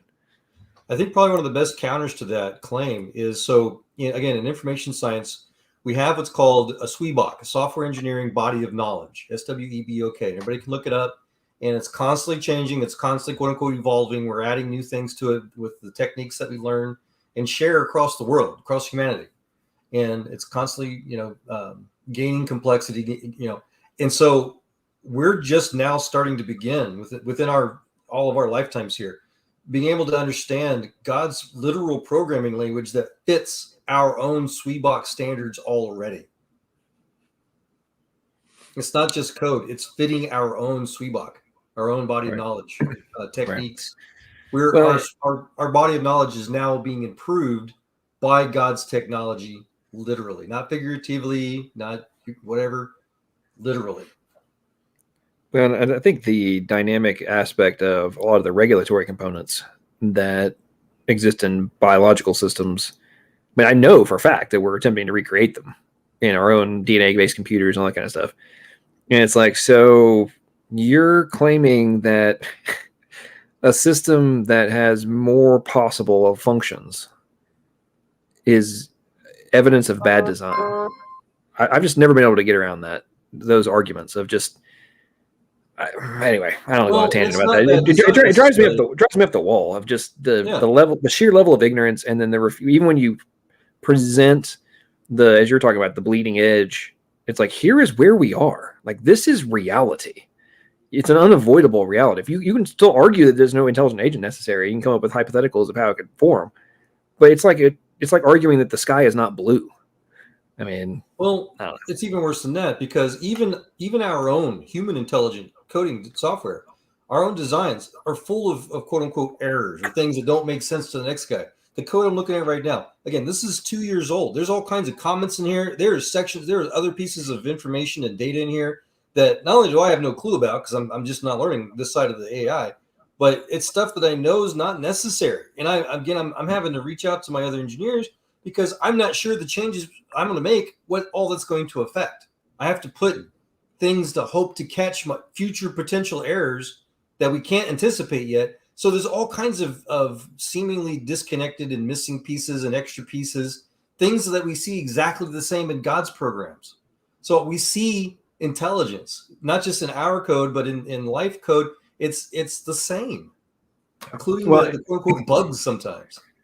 Well, yeah, and the point you made about reviewing a code, and I'm sure you've been involved in code audits throughout your career, and it's like, I mean, it's like, I actually I commented about this a couple weeks ago. Of, I had thought that because we're surrounded by technology and it's no longer like the magic, right? Because it's everywhere, that people would understand the basic fundamentals and therefore would be able to recognize the same basic fundamentals in biology. Yeah. And it's like the direct antithesis of that is actually what's occurring. And which really gets me. I mean, I still I don't know. I mean, we're building, as you're talking about with graphene and different things. I mean, graphene's a semiconductor. Like, proteins are semiconductors. Like, they're now, like, the whole semiconductor shortage around the planet is accelerating all the research into, hey, can we like grow proteins and have them replace what we currently use as semiconductors? Interesting. Like those kind of things, when you really contemplate them from a technological perspective, that's some mind-blowing stuff right there, if you ask me. Yeah. And, but at the same time, aren't even the important part. The important part is that our technology curve is just starting to be able to create hardware on the molecular level. We've been doing it with MEMS research and technology for a few decades now. The surprise is that God already did it. God's been doing it. It's not by accident. Right. Well, no, it's a very it's a very fair point. And then I think my prediction is with all the research is going into, are the certain types of microtubules, are they actually quantum processors? It's like, if that turns out to be true, and there's plenty of evidence that it is, then the level of information processing that's going on inside of our bodies goes into an entirely another level. And which and part of the reason I bring that up is I crack up when I hear the entire genome is only about 780 megabytes. And I'm just like, yes. That's if you're only looking in one direction of the date of like the bytes in one direction. Like, you're okay, sure. If you're one dimensional linearity, yes, okay, fair enough. But then you're not accounting for all the alternative splicing, you can read it backwards. It's a different outcome if you insert like this little promoter, this all these different things that can come in, retrotransposons that come in. Transposons, yep. Right, that change the outcome. It's like you're not calculating that into the total amount of data. Right. Like, that's actually in play here. And the irony is that that's why I get so much crack up at like those kinds of like low numbers. Just like, we, per our own admission, only know what a minuscule fraction of the genome actually does. But then we're going to claim that even though we're discovering new things on a daily basis, it can't be that complicated. I'm just like, come on, man. Yeah, you're living in an alternate reality. Mm-hmm. Yeah, they're looking at a zip file saying, it's only this big. And so not only are we seeing, that codec, that compression decompression technology that you're describing in DNA, ENCODE and BLAST, they're showing that there is this extreme commonality, this precision across the different genome groups, particularly humans. It's not just that we're all, very much alike, and the code is like 99.109 whatever percent like the same. We're able to look at a single, almost perfect set now of code for all humans. All humans share enough genomes so that we can take anybody else's genome now. Oops, my cat's making noise. And just and not have to necessarily compare the pre-designed, what's called finite state machine groups of allele groups, which are pre-designed, gives the appearance of adaptation or what's called the illusion of what do you call it, the diversity, but we can take the source codes of all humans, and we see it almost near university to the point where we can make comparisons of where one person's genome is a little different than the quote unquote standard, the original source code, and know where disease is. We can identify where something where you might be prone to a certain cancer group or a certain allergy or something like that. We can compare everybody's pre-designed code to the quote unquote standard that God tried to make, with Adam and Eve, so to say, and find out where the errors are and try to hopefully someday correct them. Yeah, with our advancements of like the CRISPR technology and such, like the plausibility of us potentially being able to fix the bugs, errors that you're referring to is possible, but at the same time, and there's papers on this at the Wazoo and books of, yes, this is true, and yes, we are able to fix some very, very superficial things. However, and this is what you were alluding to in the project you're currently working on, we don't necessarily know what all the cascade problems are going to be. And which is why there's much more hesitancy on some of these things than there used to be, as we're learning more and more about oh crap, this thing that we thought would only control this one little gizmo over here. If we make this one little minor modification, there is a cascade effect that's going to cause 42 different diseases if we change this one little thing over here. And that's one of the papers I referred to in my quasi debate. Actually, one of the things they were talking about is the triplet of the triplets is that the adjacent codons being correct has significance to the actual expression of the one that's actually currently being read. Yes. And when you modify the surrounding codons, then you can have all sorts of disease. And that's one of the points they were making was like, wait on, hang on a minute. We need to consider this in all of our research. And this was like a 2018 paper. They were just having this realization. And so obviously it's been being researched a couple years before that, but like they're making the formal statement of like, hey, we now have the quantifiable data here that shows this is true. And then we have morons like we deal with here on YouTube that claim it has no significance. Gets me every time. So that actually goes both ways. You're correct that if we try to purposefully make an unknown change, we'll potentially break the whole dang thing like I'm worried about doing right now. And then the opposite is also true. Like I was saying, we can look at the uniformity of what appears to be the original source code for all species or whatever genomes you want to talk about, and find where the bugs are, the mutations, the evolution that's trying to kill us all, and try to correct evolution. And our DNA is already pre-designed to do that for us. There's all kinds of literal cognizant AI type algorithms in DNA, written in the DNA, that tries to identify and correct errors already. It's how we stay alive. Yeah. So we can reverse engineer that, find the other obvious errors, and try to fix it, try to cure disease. It's funny you talk about the error correction codes. That PhD that I was talking about earlier. I asked him the question. I'm like, so if there's error correction codes, like, would you agree that is, an intelligent agent is necessary to do that? And he's like, well, yeah, of course. I'm like, okay. So here's a couple papers on the error correction codes in genetics, and he refused to read them. And it's like, well, I just don't think that has any relevance. I'm like, we just established that there were error correction codes that would be indicative of an intelligent agent being necessary because of how do you have error correction unless you know what the end outcome is supposed to be? Like, you can't, that requires foreknowledge, which requires intelligent agency. Let's just be blunt. There's no way around that. Anyway, hey, Andrew, you still here? I'm still here. But, why don't you, can you and Joel talk for a second? I need to run to the bathroom. Yeah, sure. What's up, Andrew? Yeah. Hey, Joel. Not coding's not my area.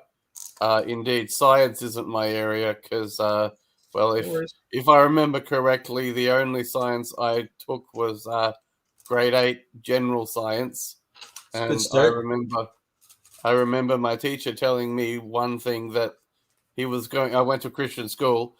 He said, science teacher in grade 8 said, "I'm going to teach you evolution so you can see how stupid it is." Love it. Yeah, and we didn't actually learn too much about evolution because this was the 90s, and this was just after Dawkins had written The God Delusion and all of that sort of stuff. Mm-hmm. Recently, it wasn't recently until I got a book by I can't remember the author, but it's Darwin on Trial. And I've started reading that, and I'm starting to make sense of a lot of stupid things, but I'm still trying to educate myself at 43, trying to deal with a whole lot of other immaturities and people who think they're younger than me and smarter than me and therefore better than me.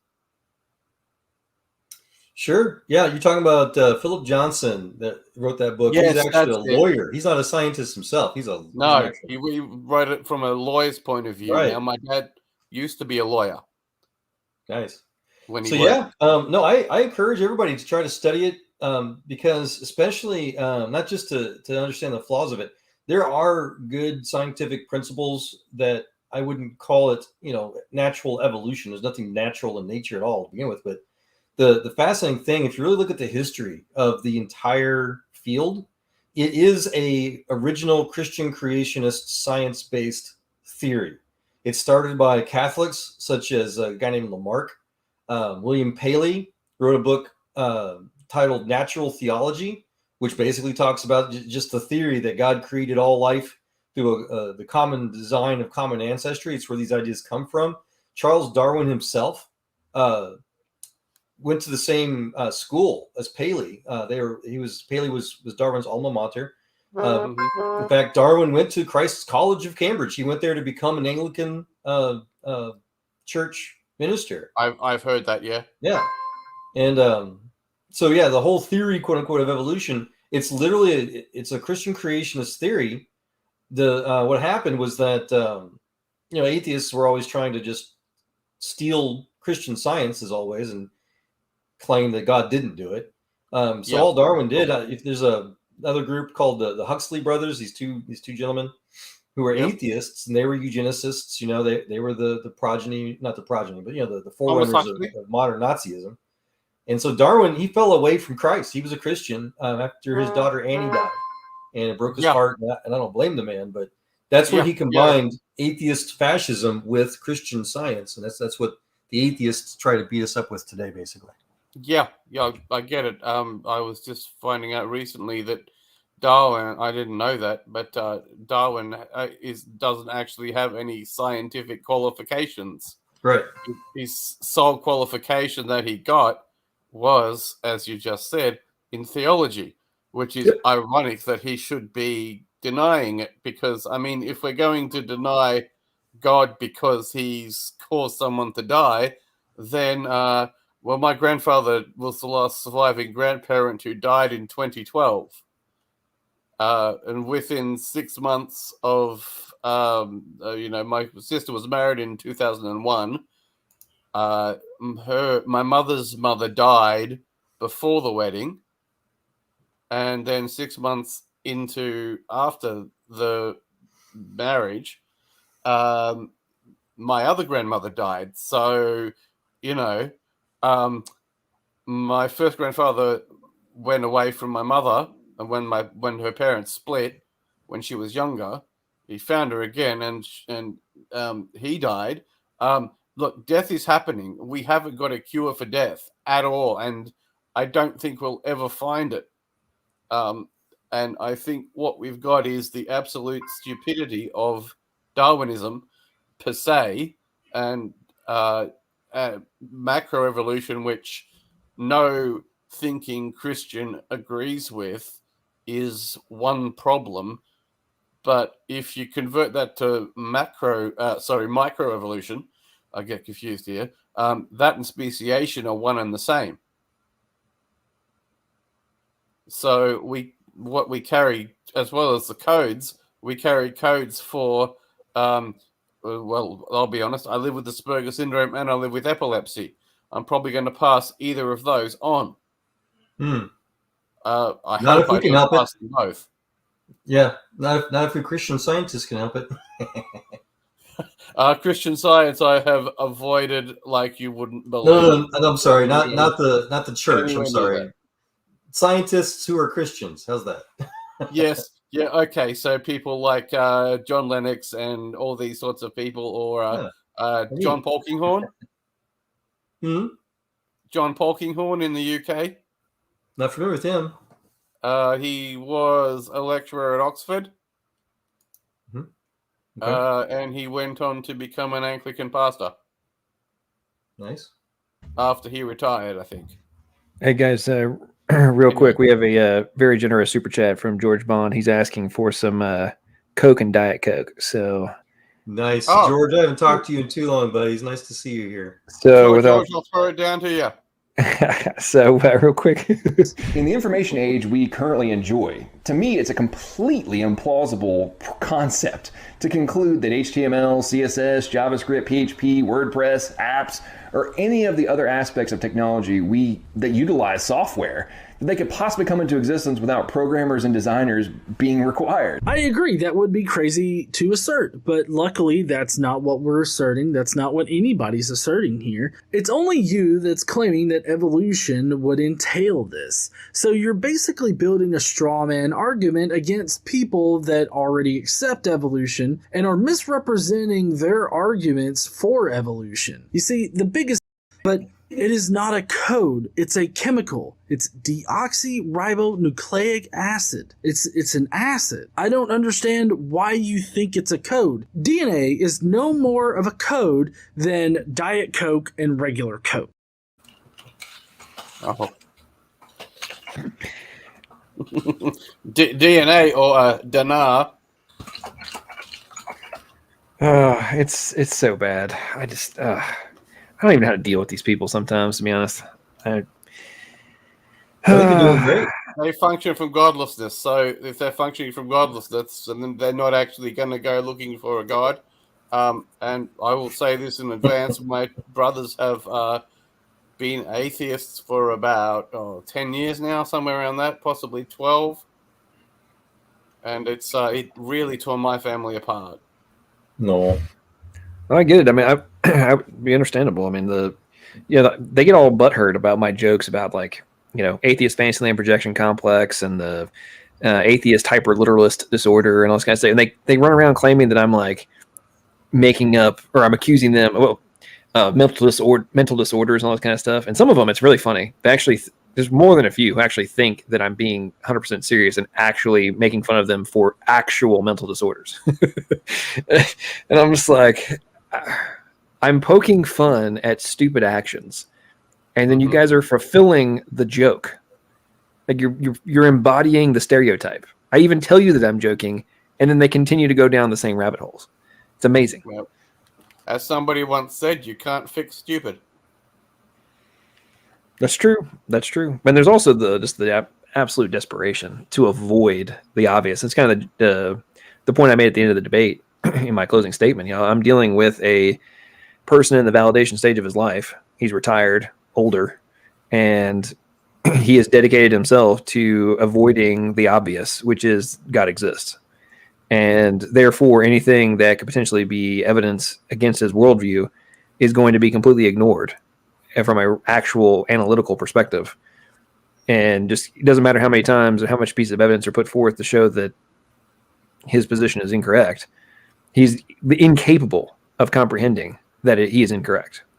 Oh, and yeah. Well, you can lead an atheist to the facts, but they don't have to consume the facts. Well, yeah. As an alternative to, you can take a horse to water, but you can't make it drink. Yep. Yep. George says DNA, definitely no accident. That's a good one. Yeah. Well, I don't think human beings are a result of accidents. No. It's like saying the Bible was how did they put it? The result of an explosion in the printing press. Right. As John Lennox likes to say. Yep. Yeah, there's the implausibility of things kind of exit stage right when it comes to the atheist worldview. I mean, you can't have actual true critical thinking if at every stage you're going to argue that the other person is not actually presenting any valid arguments. Even if you disagree with them, it doesn't mean that their arguments are not rational and reasonable to conclude, even if you don't agree with them. And it's like they don't even want to concede that the arguments are valid, let alone actually concede to them. Yep. Okay. They have to redefine the terms, don't they? Very true. What's up, Nate? I think it's the first time you've been on my channel. How you doing? Sorry about that. Doing all right. How are you? Oh, hanging in there. We're getting ready to wrap up. Which brings you to the channel. I just had a couple of minutes, and I was listening in the background. I'm an atheist, and just wanted to pop in and say hey. Oh, I appreciate it. Didn't mean What's your?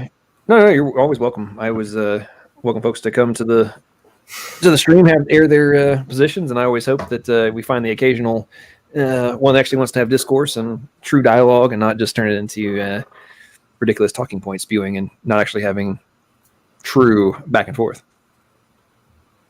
So what's the foundation of your atheist worldview? I don't let an untestable hypothesis bother me. So I'm mostly materialist and humanist, and I'm not big into what's it called, philosophy. I'm not very good at it. Okay. So you're a naturalist and a materialist, is that right? Yes, sir.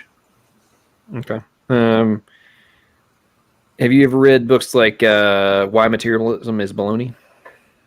No, I haven't. There's actually it's kind of interesting. The it's written by a PhD that used to work at CERN, and now he's doing philosophy and stuff. I think he got rich from some of his different discoveries and such, and now he's getting to have fun doing other stuff. But he's an idealist, an objective idealist. But it's Bertrand.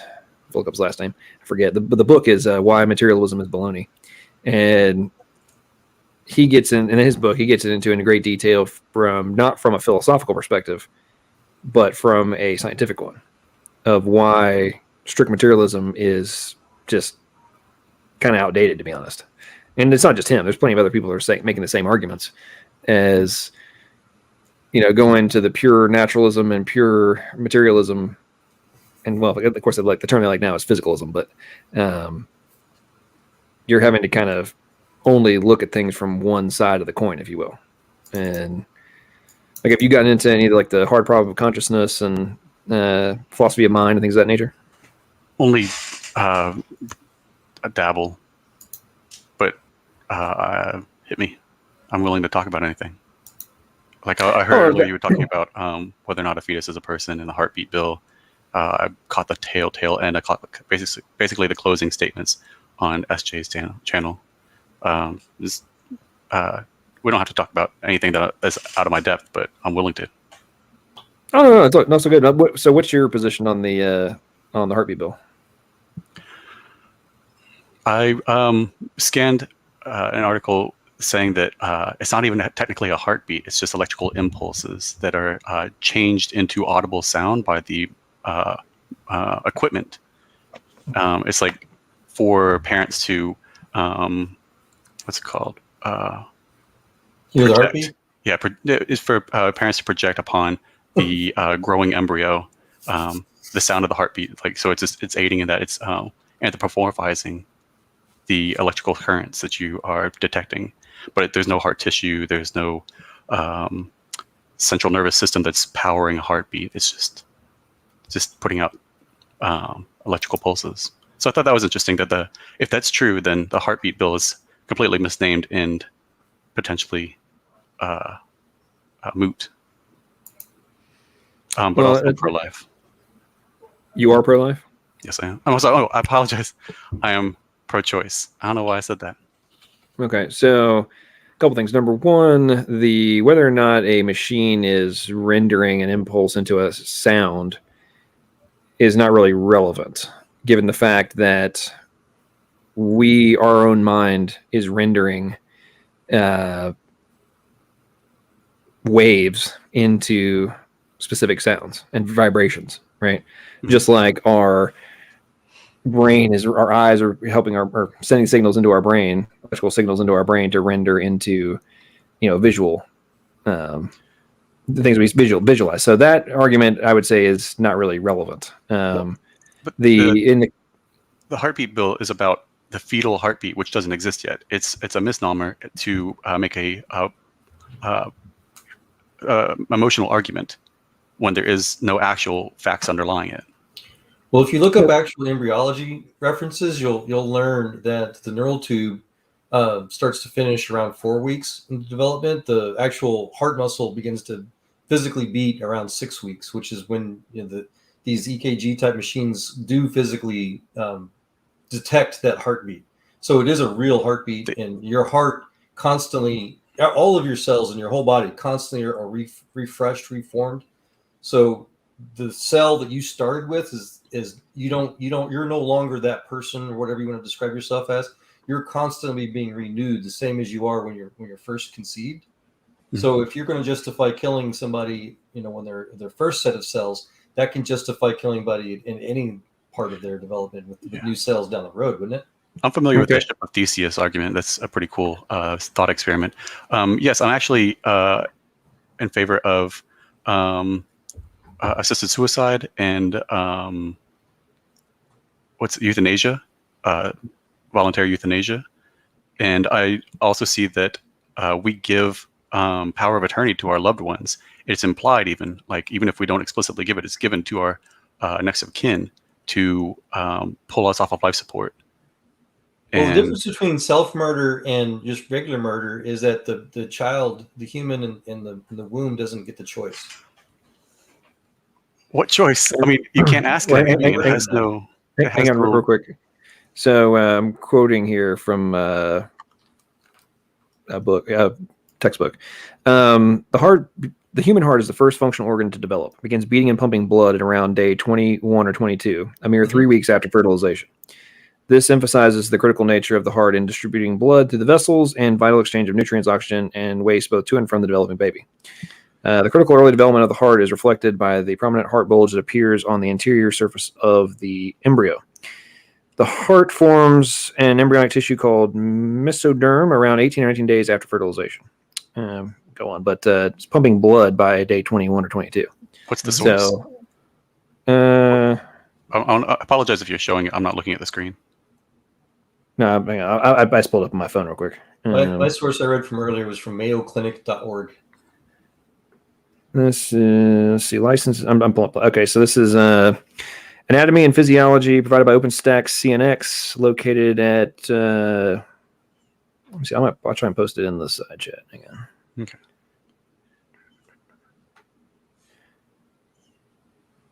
But I guess the real question, all this stuff would actually come back around to when do you think that it's a person, the life form has the ability to not be murdered?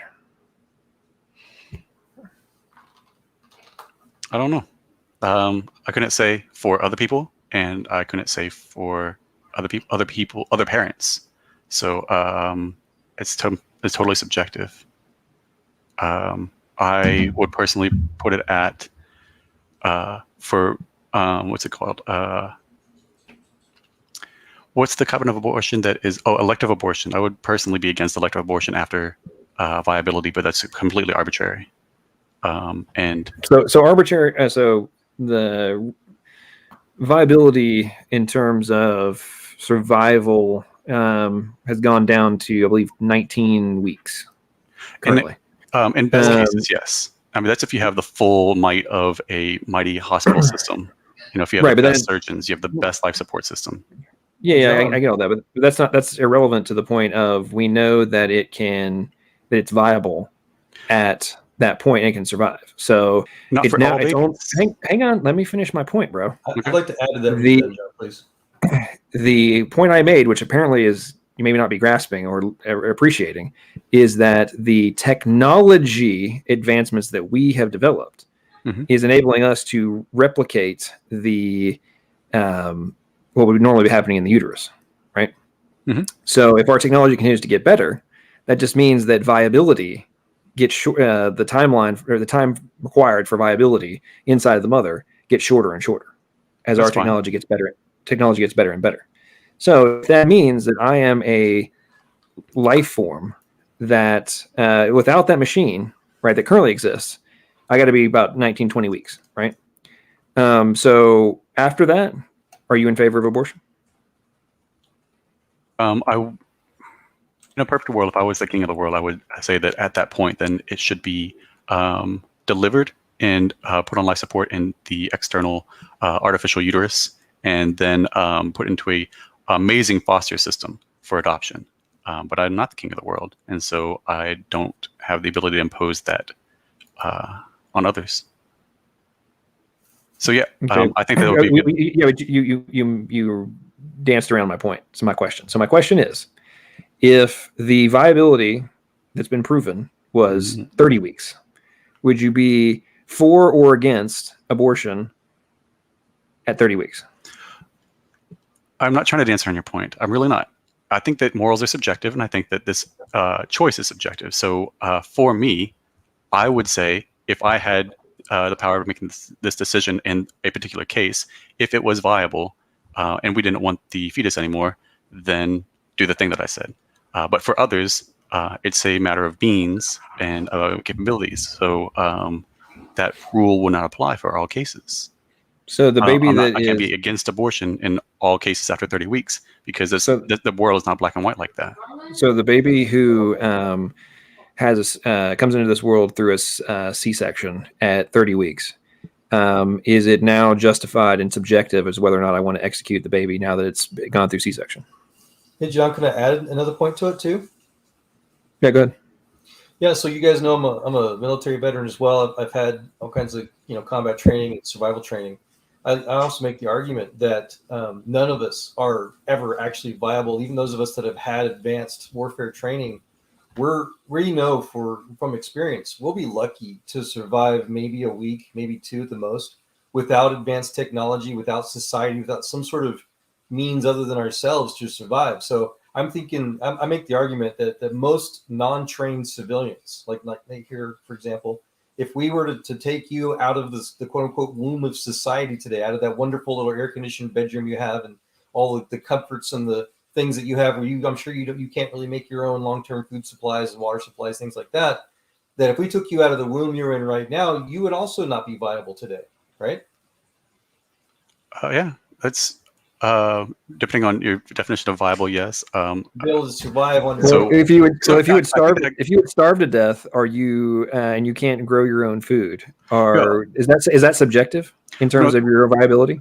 So it's still subjective, yes, because if you took a trained Marine that was like Bear Grylls, and then you put him in a room without any access to food, then he's not viable. So well, yeah, because you're committing the abortion at that point. You're aborting the Marine who has all the ability to survive if you just gave him what he needed externally, which is what is the responsibility of parents. So going back to my original point, is the execution of the child post C-section at age 30 weeks justified, or is it only justified if the baby is still inside the mother's womb? So in some cases, I would like to propose an extreme case. If we didn't have technology. No, dude. I'm not going on the freaking outlier thing that atheists always love to do until you answer my question. If you go down the whole, it was a rape, it was this, it was that, I don't want to hear that crap. We're talking about a very blunt and very obvious example. At 30 weeks, there is a C-section. And the baby is now in the nursery at the hospital. Is the execution of that child acceptable in your worldview? Yes or no? Yes. Okay. In some cases.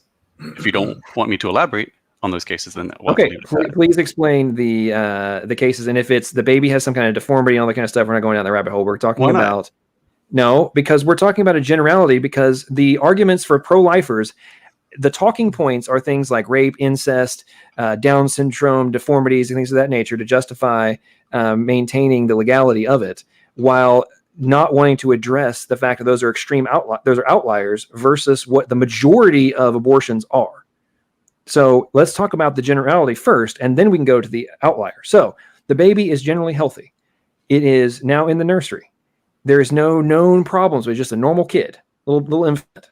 Is it acceptable in your worldview to kill that child now they're out of the mother's womb? Yes or no?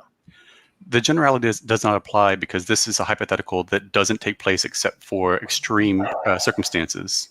It happens all over. Dude, it has happened all over. What do you think happened in China? Oh, I'm sorry. In all of human history, yes, there have been lots of abandoned babies in all cultures and all times.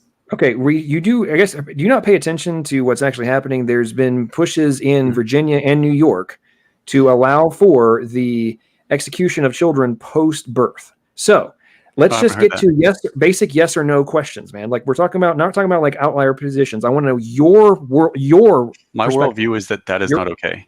If I was somebody in China who had a baby and it was a girl, no, we're talking about right now. We're talking about right now. Is the kid who has been taken out of the womb and is now in the nursery? Is it acceptable is it morally correct to go and kill that kid? Subjectively, no. That's my subjective morals. To them, now it could be yes. They could make the decision that yes, this is subjectively morally good. Okay, so in the context of the baby 30 weeks is still in the mother's womb, from your worldview, is it acceptable to kill the child? Are you talking about partial birth abortion or something similar to that?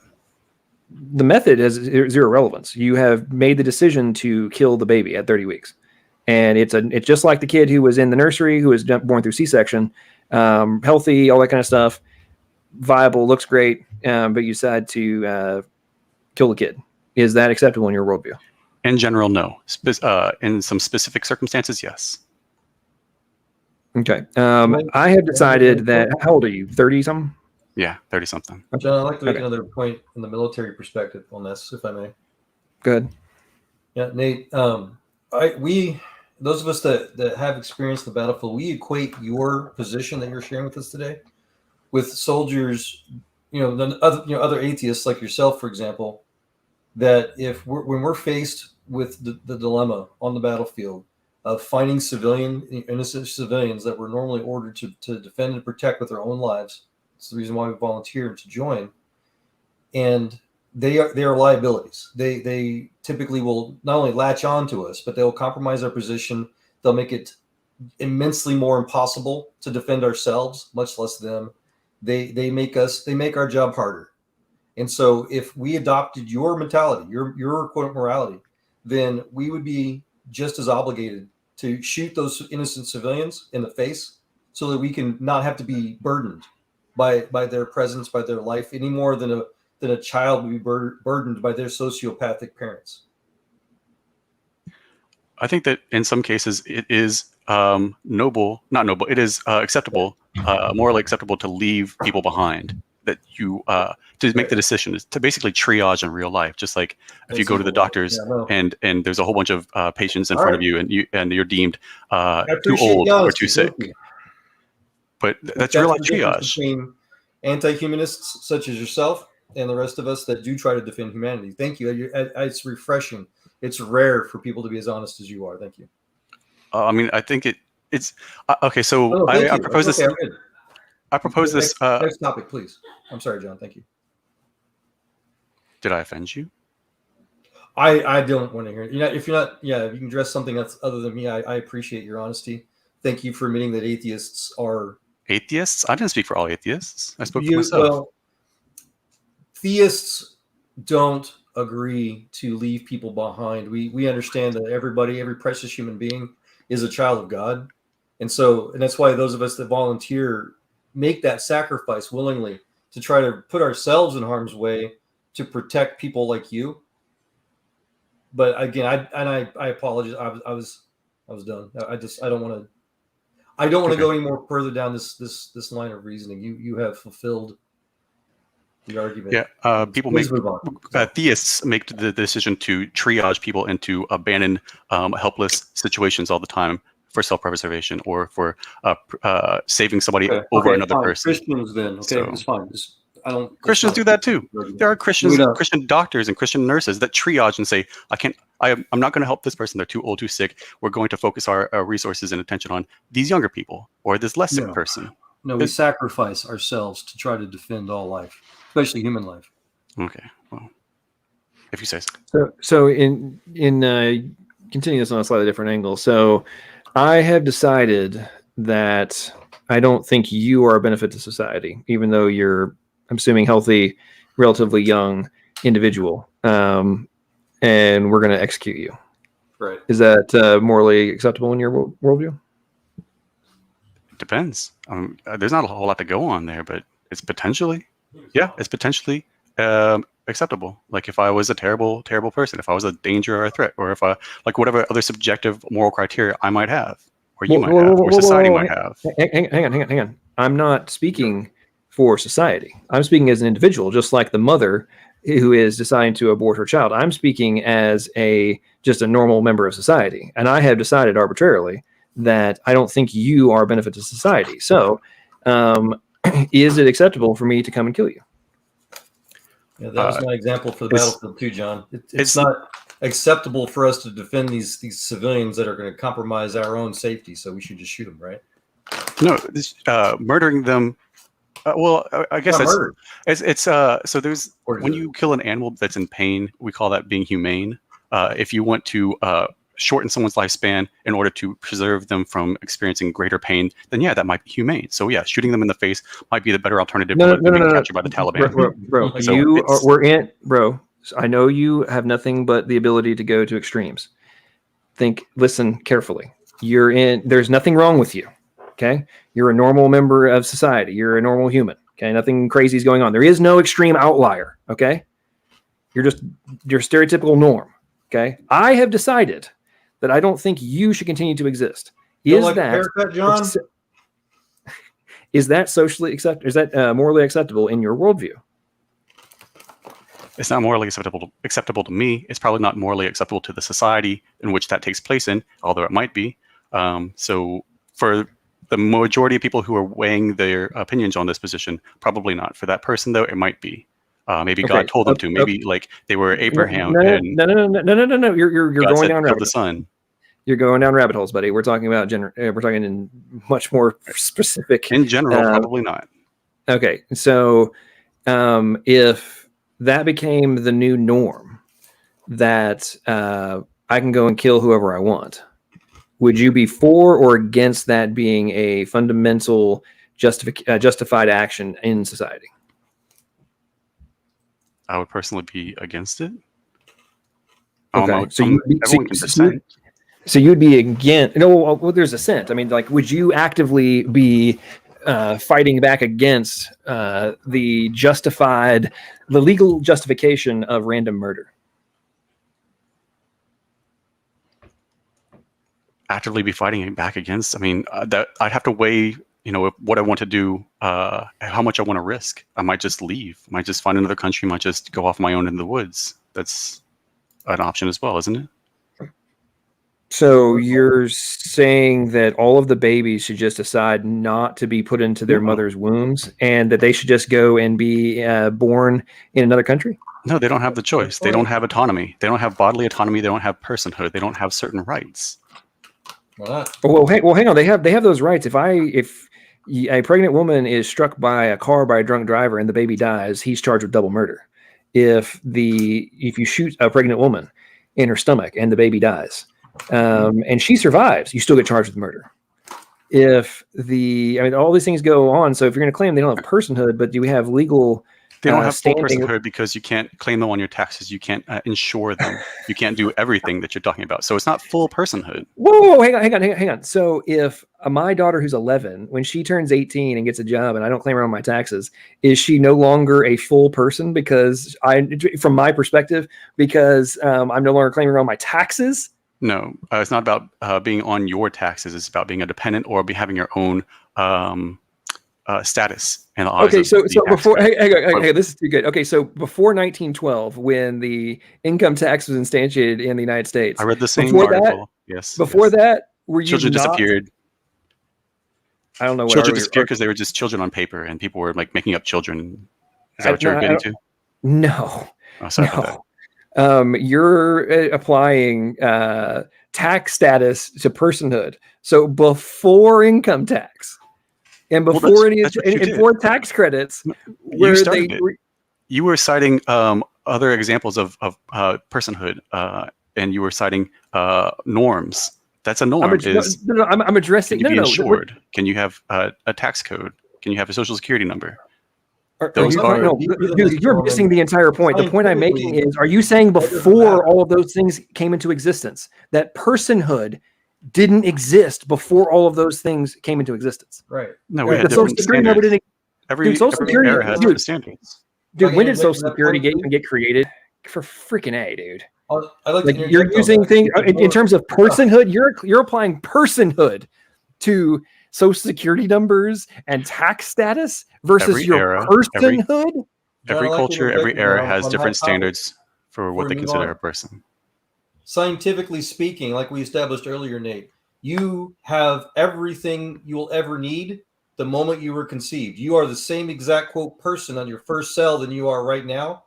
You will be a different collection of cells 7 years from now. It's an irrefutable scientific fact. I disagree. It doesn't matter what you agree or disagree with. Well, I have reasons for disagreeing. It's not that I'm just saying it arbitrarily. Cells after 7 years from today, if not sooner. You are no different now than you were when you were your first cell. Scientifically speaking. Everything else. Scientifically speaking, I think you're incorrect. Societal bullcrap. Okay. So you have the potential of when you are a male X and a female X. How is that relevant? You're not a sperm or you're not a zygote. Okay. I'm trying to collect my thoughts. I'm just going to power through you. You are a zygote. So what happens is that if you have two X chromosomes, one of them has to go dormant. And so for the first 32 copies of that first fertilized egg, both of them have the X. And then randomly, half of them go silent and the other half stay on. And then the opposite happens in the other 16 cells. So half of your body, if you're a female, is one X. And then the other half of your cells in your body is the different X that's dominant. And it's silenced. No. So when you first conceived, doesn't mean they change. When you're first conceived, you've got pre-designed code change. Within your designed code. The silenced X doesn't have. That's not anything to do with your personhood. You still have the same exact line You're of making code a scientific claim that you were the same person that you are today that you were when you were first fertilized egg, and that's not the case, because when you're first fertilized egg, both X's are active, and then half the X's go silent in your cells, and half the other cells, the other X goes silent. Not only are your genetic trigger states changing as you're speaking right now, but so are your epigenetic and several other different code states changing right now. So you literally just called yourself not a person today, right now. Literally. Yes, you did. It doesn't matter what you're shaking your head. Doesn't matter anything else you say. You are scientifically exactly the same you were when you were your first cell. Nate, during recombination, is all of the genetic data that you're referring to, is that when it's formed? When the half of the DNA that's from your mother and half from your father that is recombined, like that is that's recombination. That's the very, very, very basically the very first thing that happens. So your whole point about your X gets turned off. I'm not nodding my head in agreement. The silencing. I'm nodding my head in understanding, not in agreement. I don't know. I don't know the day you were conceived. Right, there are mutations that can occur during the zygotic process that I'm not well versed in, so I can't say whether or not that's the case. Well, there's mutations that happen all the time, but that's the point. Yeah. So it's possible that you were not the same person genetically that you were when you were first fertilized, because the number of mutations that have crept in since then, even within the first few divisions. Since you're mutating right now, the second, you just now called yourself not a person. That's not what I'm saying. I'm not saying that you're not a person. I'm saying you're not the same person. Why aren't you listening to me? I'm saying you're not the same person genetically. Right second, talking to us right now. You're not the same person genetically that you were at conception. To kill you per your religious belief. Well, if you're not a person, I really wish I was looking at who is speaking right now, so I could ignore them in the future. But that's not what I'm saying at all. I'm saying not genetically the same person. Just believe your religion now. That's cute. If you're a different person from when you were an embryo to today, does that change the fact that the embryo was a person? I don't think that they were a person in the first place. So if I were to accept When do the you premise, become one? if I were to accept the premise, then no, that would mean you were a person still and you were a person then. But I don't accept the premise that you were a person then at the moment of conception. So how would you delineate that? When do you become a person? Okay. In order to answer this, I need to turn back on you. I need to ask you when you think someone's a person, because you believe in souls and I don't. I believe that life is chemical. Life is all just chemistry. So you tell me, please tell me, when do you think a soul can be attached to a developing person? Conception. Because that you have a soul that animates you and that thinks and that feels and that is you. But as a single cell, you don't have any of those features that go along with having a cell. You don't have. We don't really know that. We don't really know. You just float around. You don't.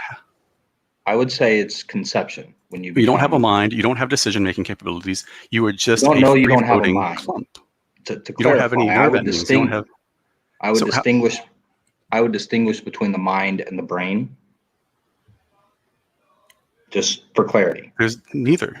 But in the single You cell, could say there's no brain, but I would say that the mind is something other than the brain. How do we measure that single cell has a mind? And I don't know.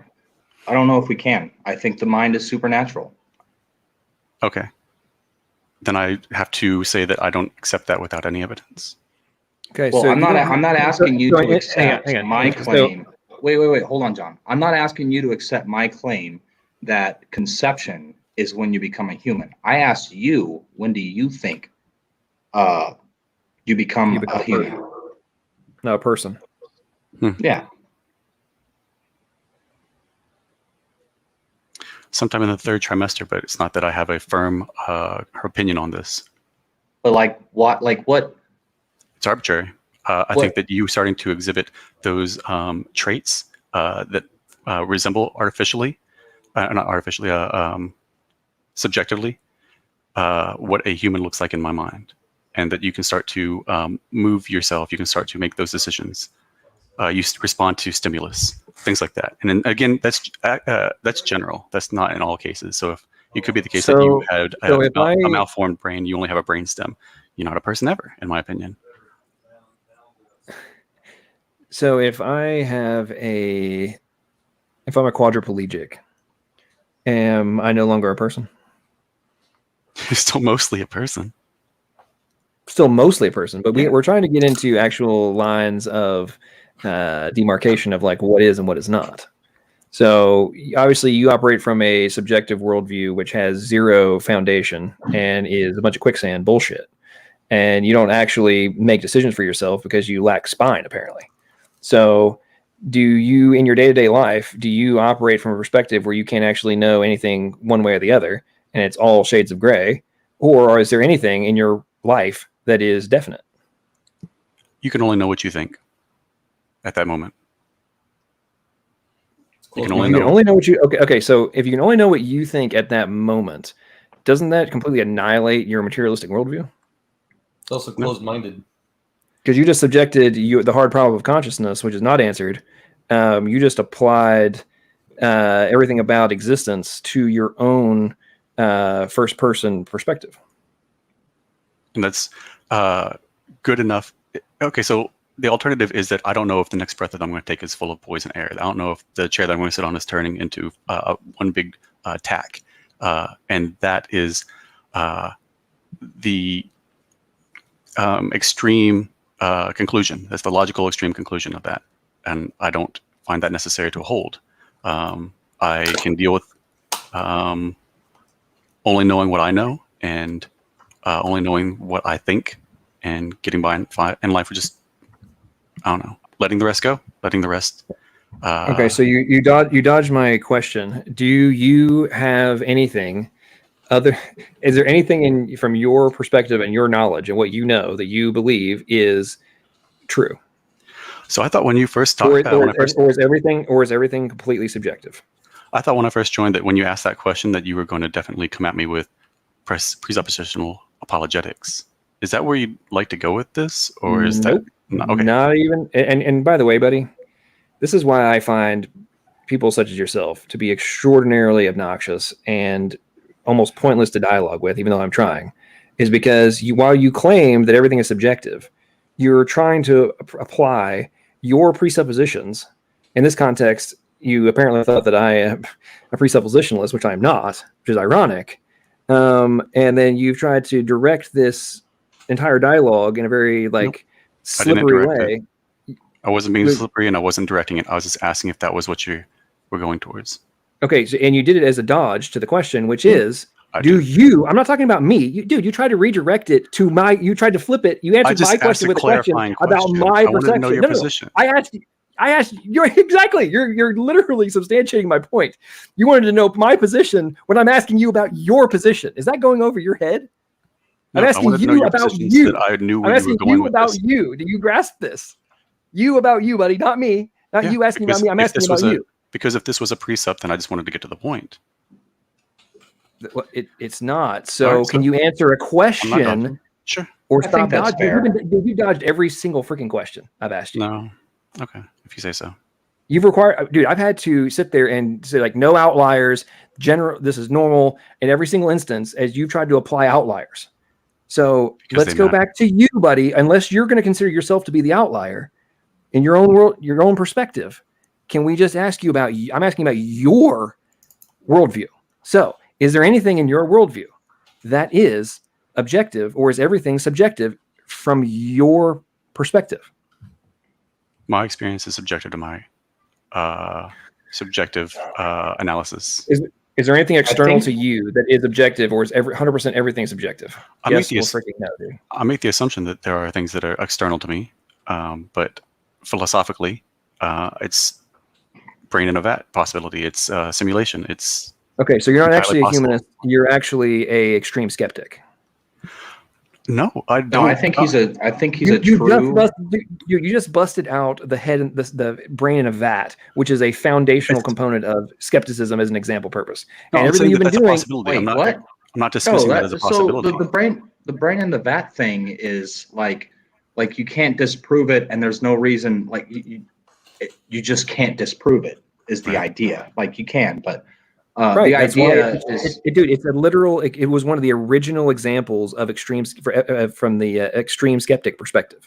Like it was one of the first things, and the evil the mad scientist, all that kind of stuff. Those were like some of the foundational examples of why skepticism was valid and a good way to a good perspective. And I get what the point is. What I'm saying is there's been plenty of people who've gone on the rabbit hole of like extreme skepticism in that context is not actually a sound, rational perspective to go down if you're going to extreme skepticism, which is what we're dealing with right now.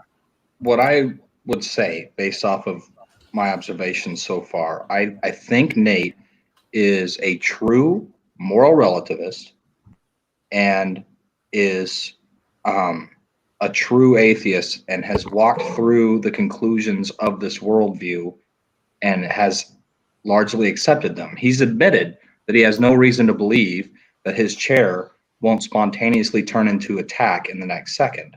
Like this is like he buys this whole worldview. He has no foundations for anything. I was listening to what Nate was saying, and I actually admire your courage, Nate, to actually think about where atheism leads. And if I would be an atheist, then I would become a nihilist or a solipsist, which basically confesses that you cannot know for true anything about reality. Everything could be just relative. I agree with what you're saying, Nate. So I operate with a materialistic mindset. Like I think that I can only see and feel, and that's what I know, and that's what I'm going to interact with and assume is present. So, but on Tangelo, thank you. That when pushed philosophically, I don't think that anything can be demonstrated. I don't know how to trust my senses 100%. I don't know how to prove that what I'm witnessing or taking in from my surroundings is verifiably 100% true without fail.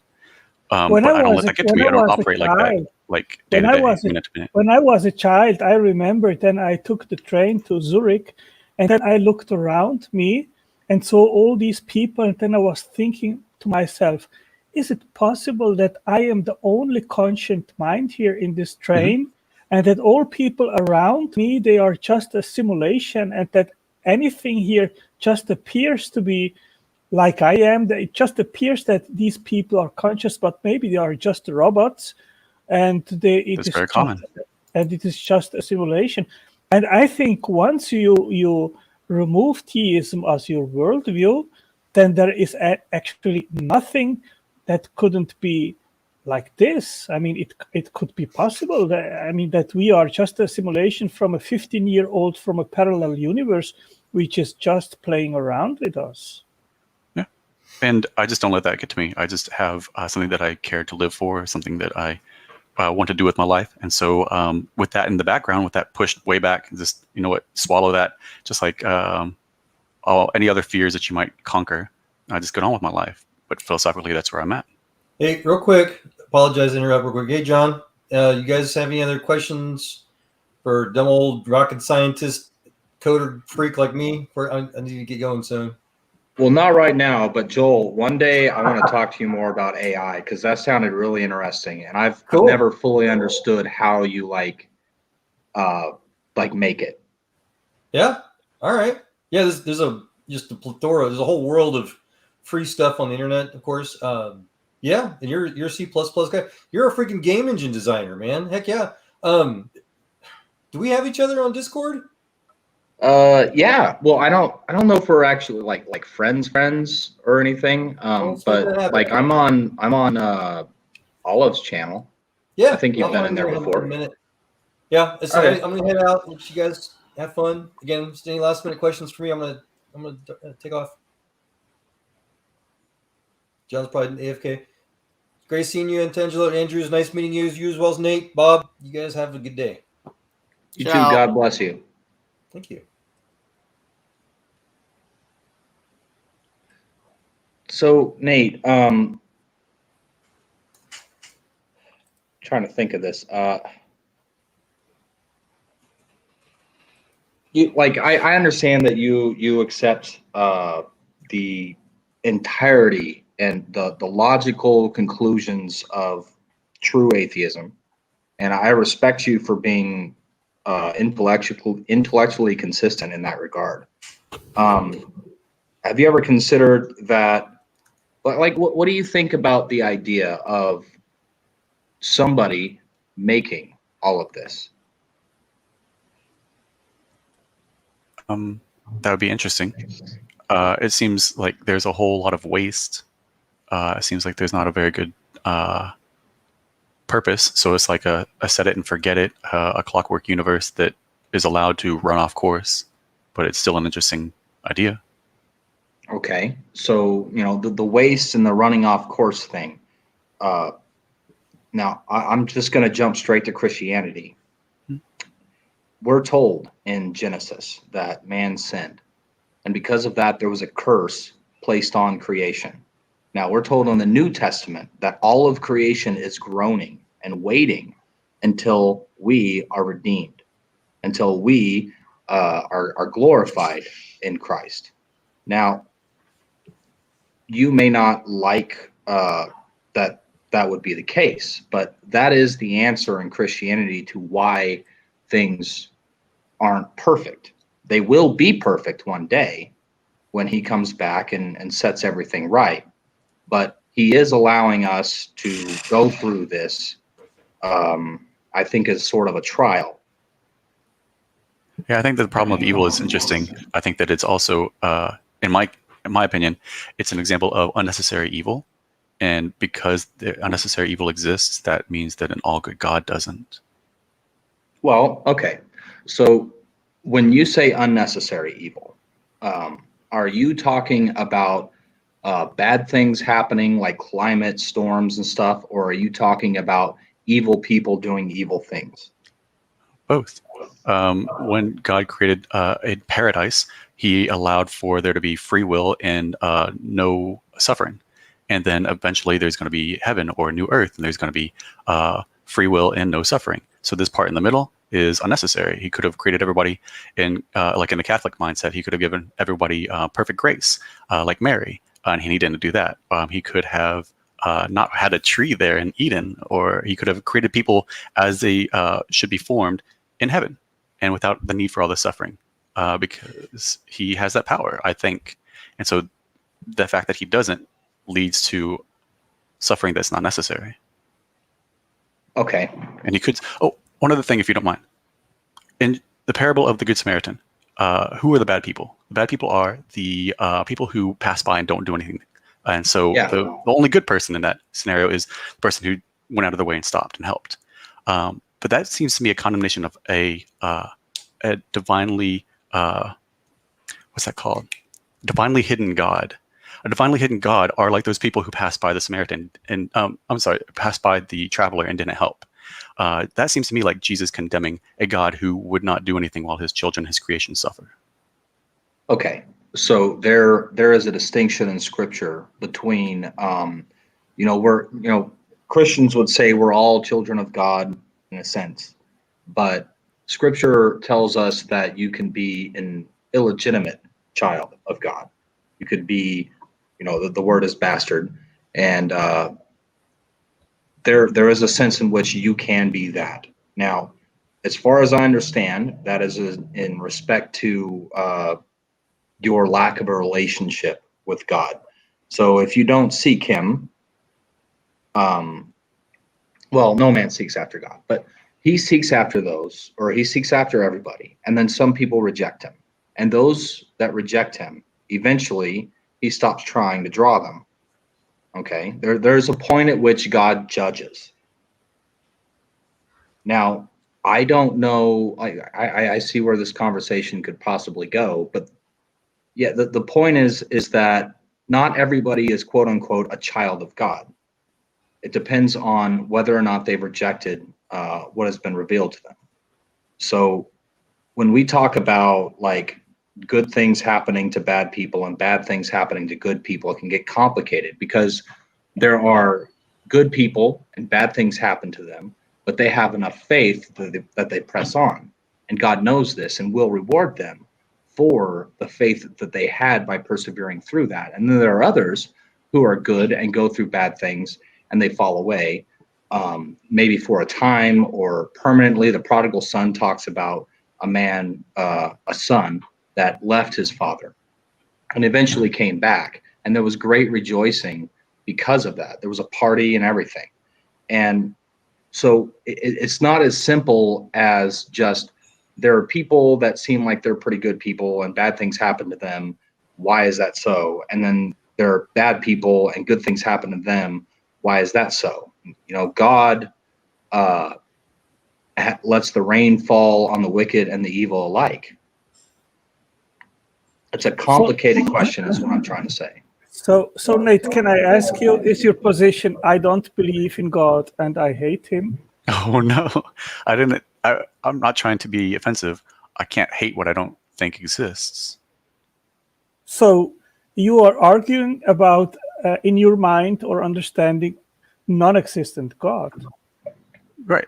I'm trying to adopt the worldview. I'm trying to put myself in the position of a Christian who does believe, and then then I would come to the conclusion that this is not just. This is not what I would expect of a true. Do you not think that the more pertinent question at this moment would be if you are able to substantiate the no God world or worldview? Can you do that? Could you repeat the question? Can you substantiate that the physical natural world most likely is all there is? No. So you have an unwarranted worldview then? Yeah, you're right. I'm faulty in my decision making. I'm faulty in my my instruments, my measurements. So I could be wrong. You think there are no ways to actually figure out this question if a God exists rather than not? Right. I think that the way that he is portrayed, both in the Bible and in the real world experience around us, is that he is unfalsifiable, but also hidden. Wait a minute, please. Not in the Bible. Before you even come to you're right. the God, in the Bible, he's much more present.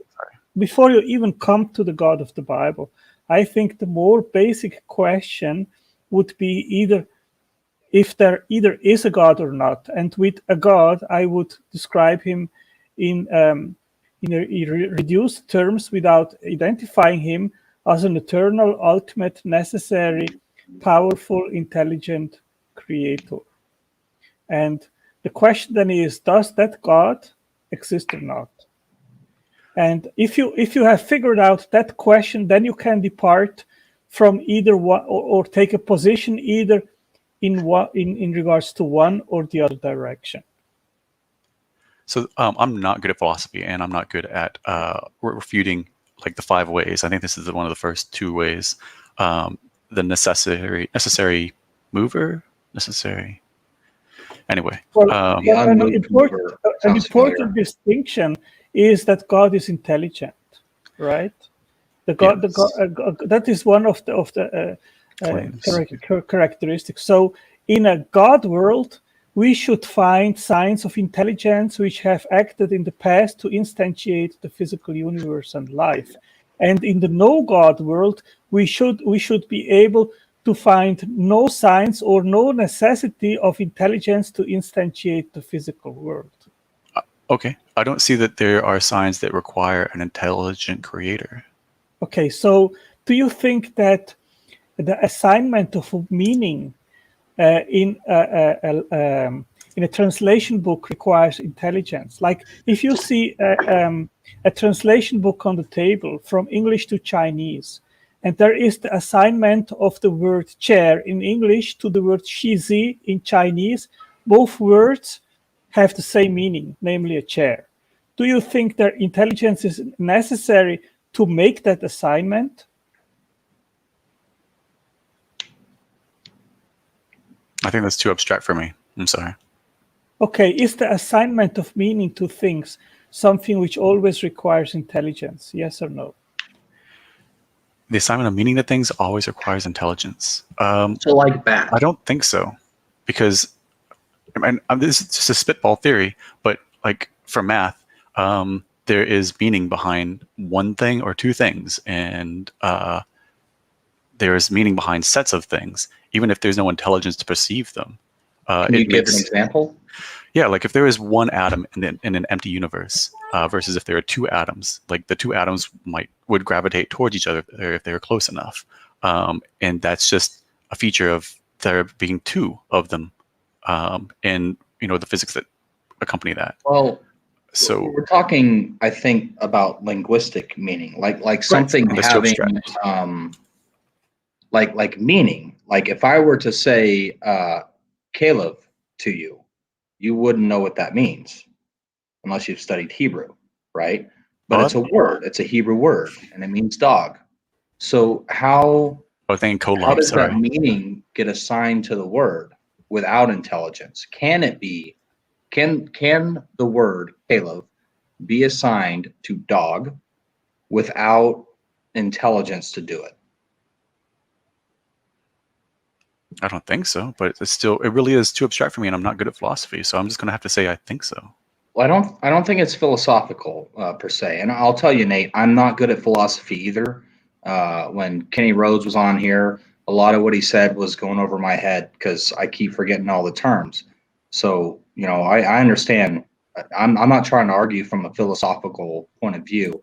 I am a computer programmer, so I think in terms of logic and assigning values to things and functions and if-then statements, logic, that kind of stuff. So the idea is like how if you have no intellectual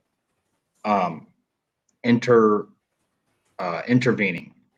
there's no intelligence that's intervening on a thing.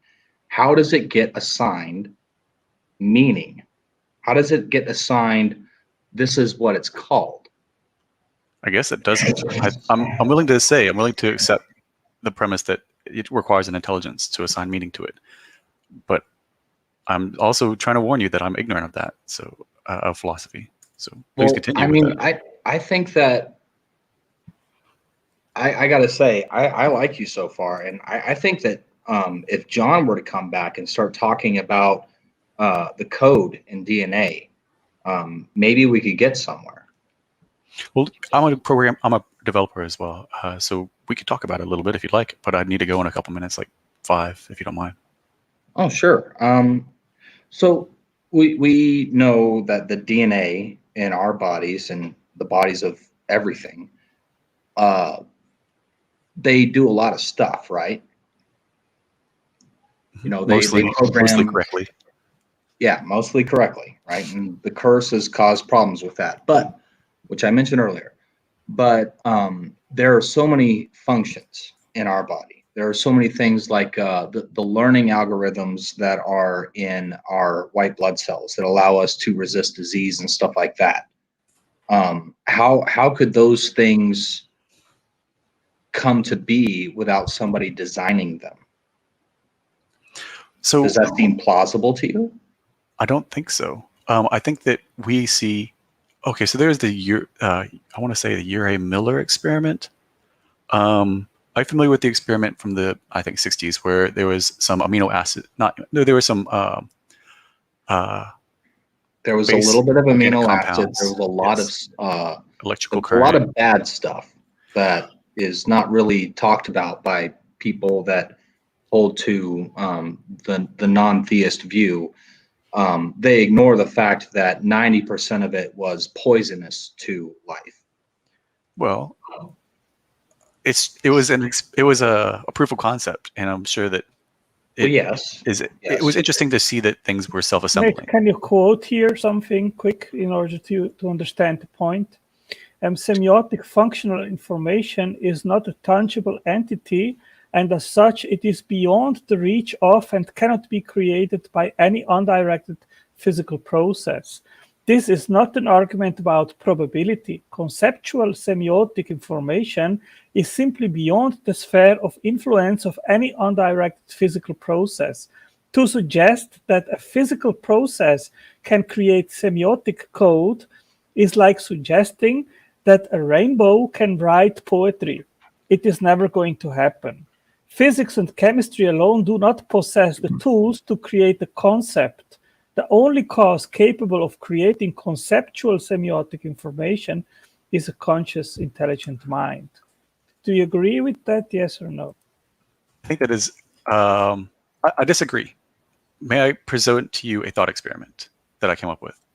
Please. Yeah, go ahead. Yeah, go ahead. Let's say that you had the ability to have molecular tweezers, and you had a full understanding of what made amino acids or proteins. We'll go with proteins. And hey, I gave you that. I hate to do this, but I got to go. My family needs me, so I love you guys. Nate, it was it was good talking to you. I would like to talk to you again further. I think that it's probably made some progress, but I got to go. So, good night, guys. That'd be nice. My best to your family. Bye-bye. If you had the molecular tweezers and the understanding of proteins, like you knew how to create them, and I gave you the ingredients, would you be able to follow the protein like recipe and create one? And if you did, the thought experiment I want to propose to you is, would it move? Would it do the functions that the original protein that you were copying also did? And if so, and I think that it would, then that just means that life is chemistry. Yeah, and if it not, would not, and I will explain you why, Nate. Let's suppose that by an extraordinary lucky accident somehow, amino acids would be selected, the 20 ones which are used in life amongst the 500 which are supposedly extended prebiotic Earth, and they would be joined to the construction place, and by some mechanism they would polymerize in a right sequence, and then fold into a 3D form and become a fully functional ATP synthase nanoturbine. Let's suppose that would happen prebiotically. Okay. So what do you think would happen going from there? Well, hopefully it would be able to reproduce. It would be able to multiply, replicate. Okay, that would have to be one of the first functions that would have to be accomplished by the protein. In order to replicate, you would require the entire sequence of molecular machines, starting from DNA to transcription to translation, and then producing the amino acid strings all this machinery would have to be in place in order for you to replicate it again. And actually, not only that, you would require a fully functional cell replicating and then in the process as well replicate the ATP synthase again. You would require that. But to answer my question, which I posed to you, even if we would have a fully functional ATP synthase protein on prebiotic Earth, the only thing it would do is disintegrate in its basic constituents. Why is that? Well, because it would simply fall apart. Proteins, they only work when they are interacting in metabolic pathways together in a protected environment, which is the cell and the cell membrane and the fluid inside of the cell.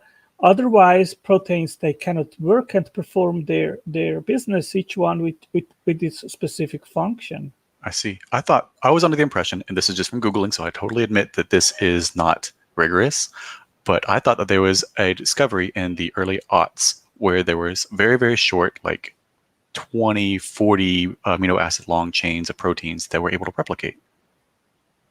Yeah, that is the RNA hypothesis, but that has never been confirmed. You need a template to do it, and they have only been able to do, I think, 10 or 20 ribonucleotides, but that is far from what would be necessary. And even if you would have Isn't that promising? No, it is not. It is not, because as I explained to you, even if they would start replicating, and let's suppose even the ATP synthase somehow would replicate itself alone, it has no function. ATP synthase produces ATP, and in order to do so, you need a proton gradient. If you don't have the proton gradient, you cannot have the function of ATP synthase. I think that you might. Okay, first, I'm out of my breadth. I don't have biological understanding that you do. I would like to suggest that maybe you are loading the question by including traits that a protein needs to have that maybe the first protein didn't have and wasn't necessary for that to replicate. I don't know that though. So it's just, I can't rebut. Okay, I'll give you here from a science paper from Stephen Banner in 2012. He writes in the paper, Paradoxes in the Origin of Life. Systems given energy and left to themselves devolve to give useless complex mixtures asphalts. The literature reports to our knowledge exactly 0 confirmed observations where replication involving replicable imperfections emerge spontaneously from a devolving chemical system. It is impossible for any non-living chemical system to escape devolution to enter in the Darwinian world of the living. Such statements of impossibility apply even to macromolecules not assumed to be necessary for evolution. And that's just one. There are several science papers will tell you the same. And it is obvious, once you have the second law of thermodynamics in place, the direction of molecules is to disintegrate and not to complexify. I would love to give you the last word. I do have to go, and I'd like to make 2 points and then turn it back over to you. Is that okay? Yeah. Thank you. So first, my very, very elementary understanding of cellular biology is that there are proteins that your body creates. Very, very short, small proteins, and they only serve one function, and they plug one gap, or they turn this amino acid into that amino acid. They do like very, very small things, and so I still come back to, I don't understand why, with my limited understanding, of course, why a protein can't just be really, really, really, really small and limited in its functionality. Like you said, it would just devolve, it would just melt away. But in your body, it pumps out these proteins all the time, and they swim away until they float around, until they find the function that they're meant to do, and they do it. So I don't know enough. I would like to learn more, but I'm also limited in my resources, such as time. But thank you for that. And if you do post the link in the chat, I do promise to read the paper. And the second thing is the second law of thermodynamics. That is, I don't know if you were here earlier or not, but that's a general case. It is the case that even in the in chaos and entropy, that some things can randomly, sporadically order themselves just for a brief moment or just a little bit towards order, but it's not perfect chaos all the time, always perfect entropy. Do you agree to that?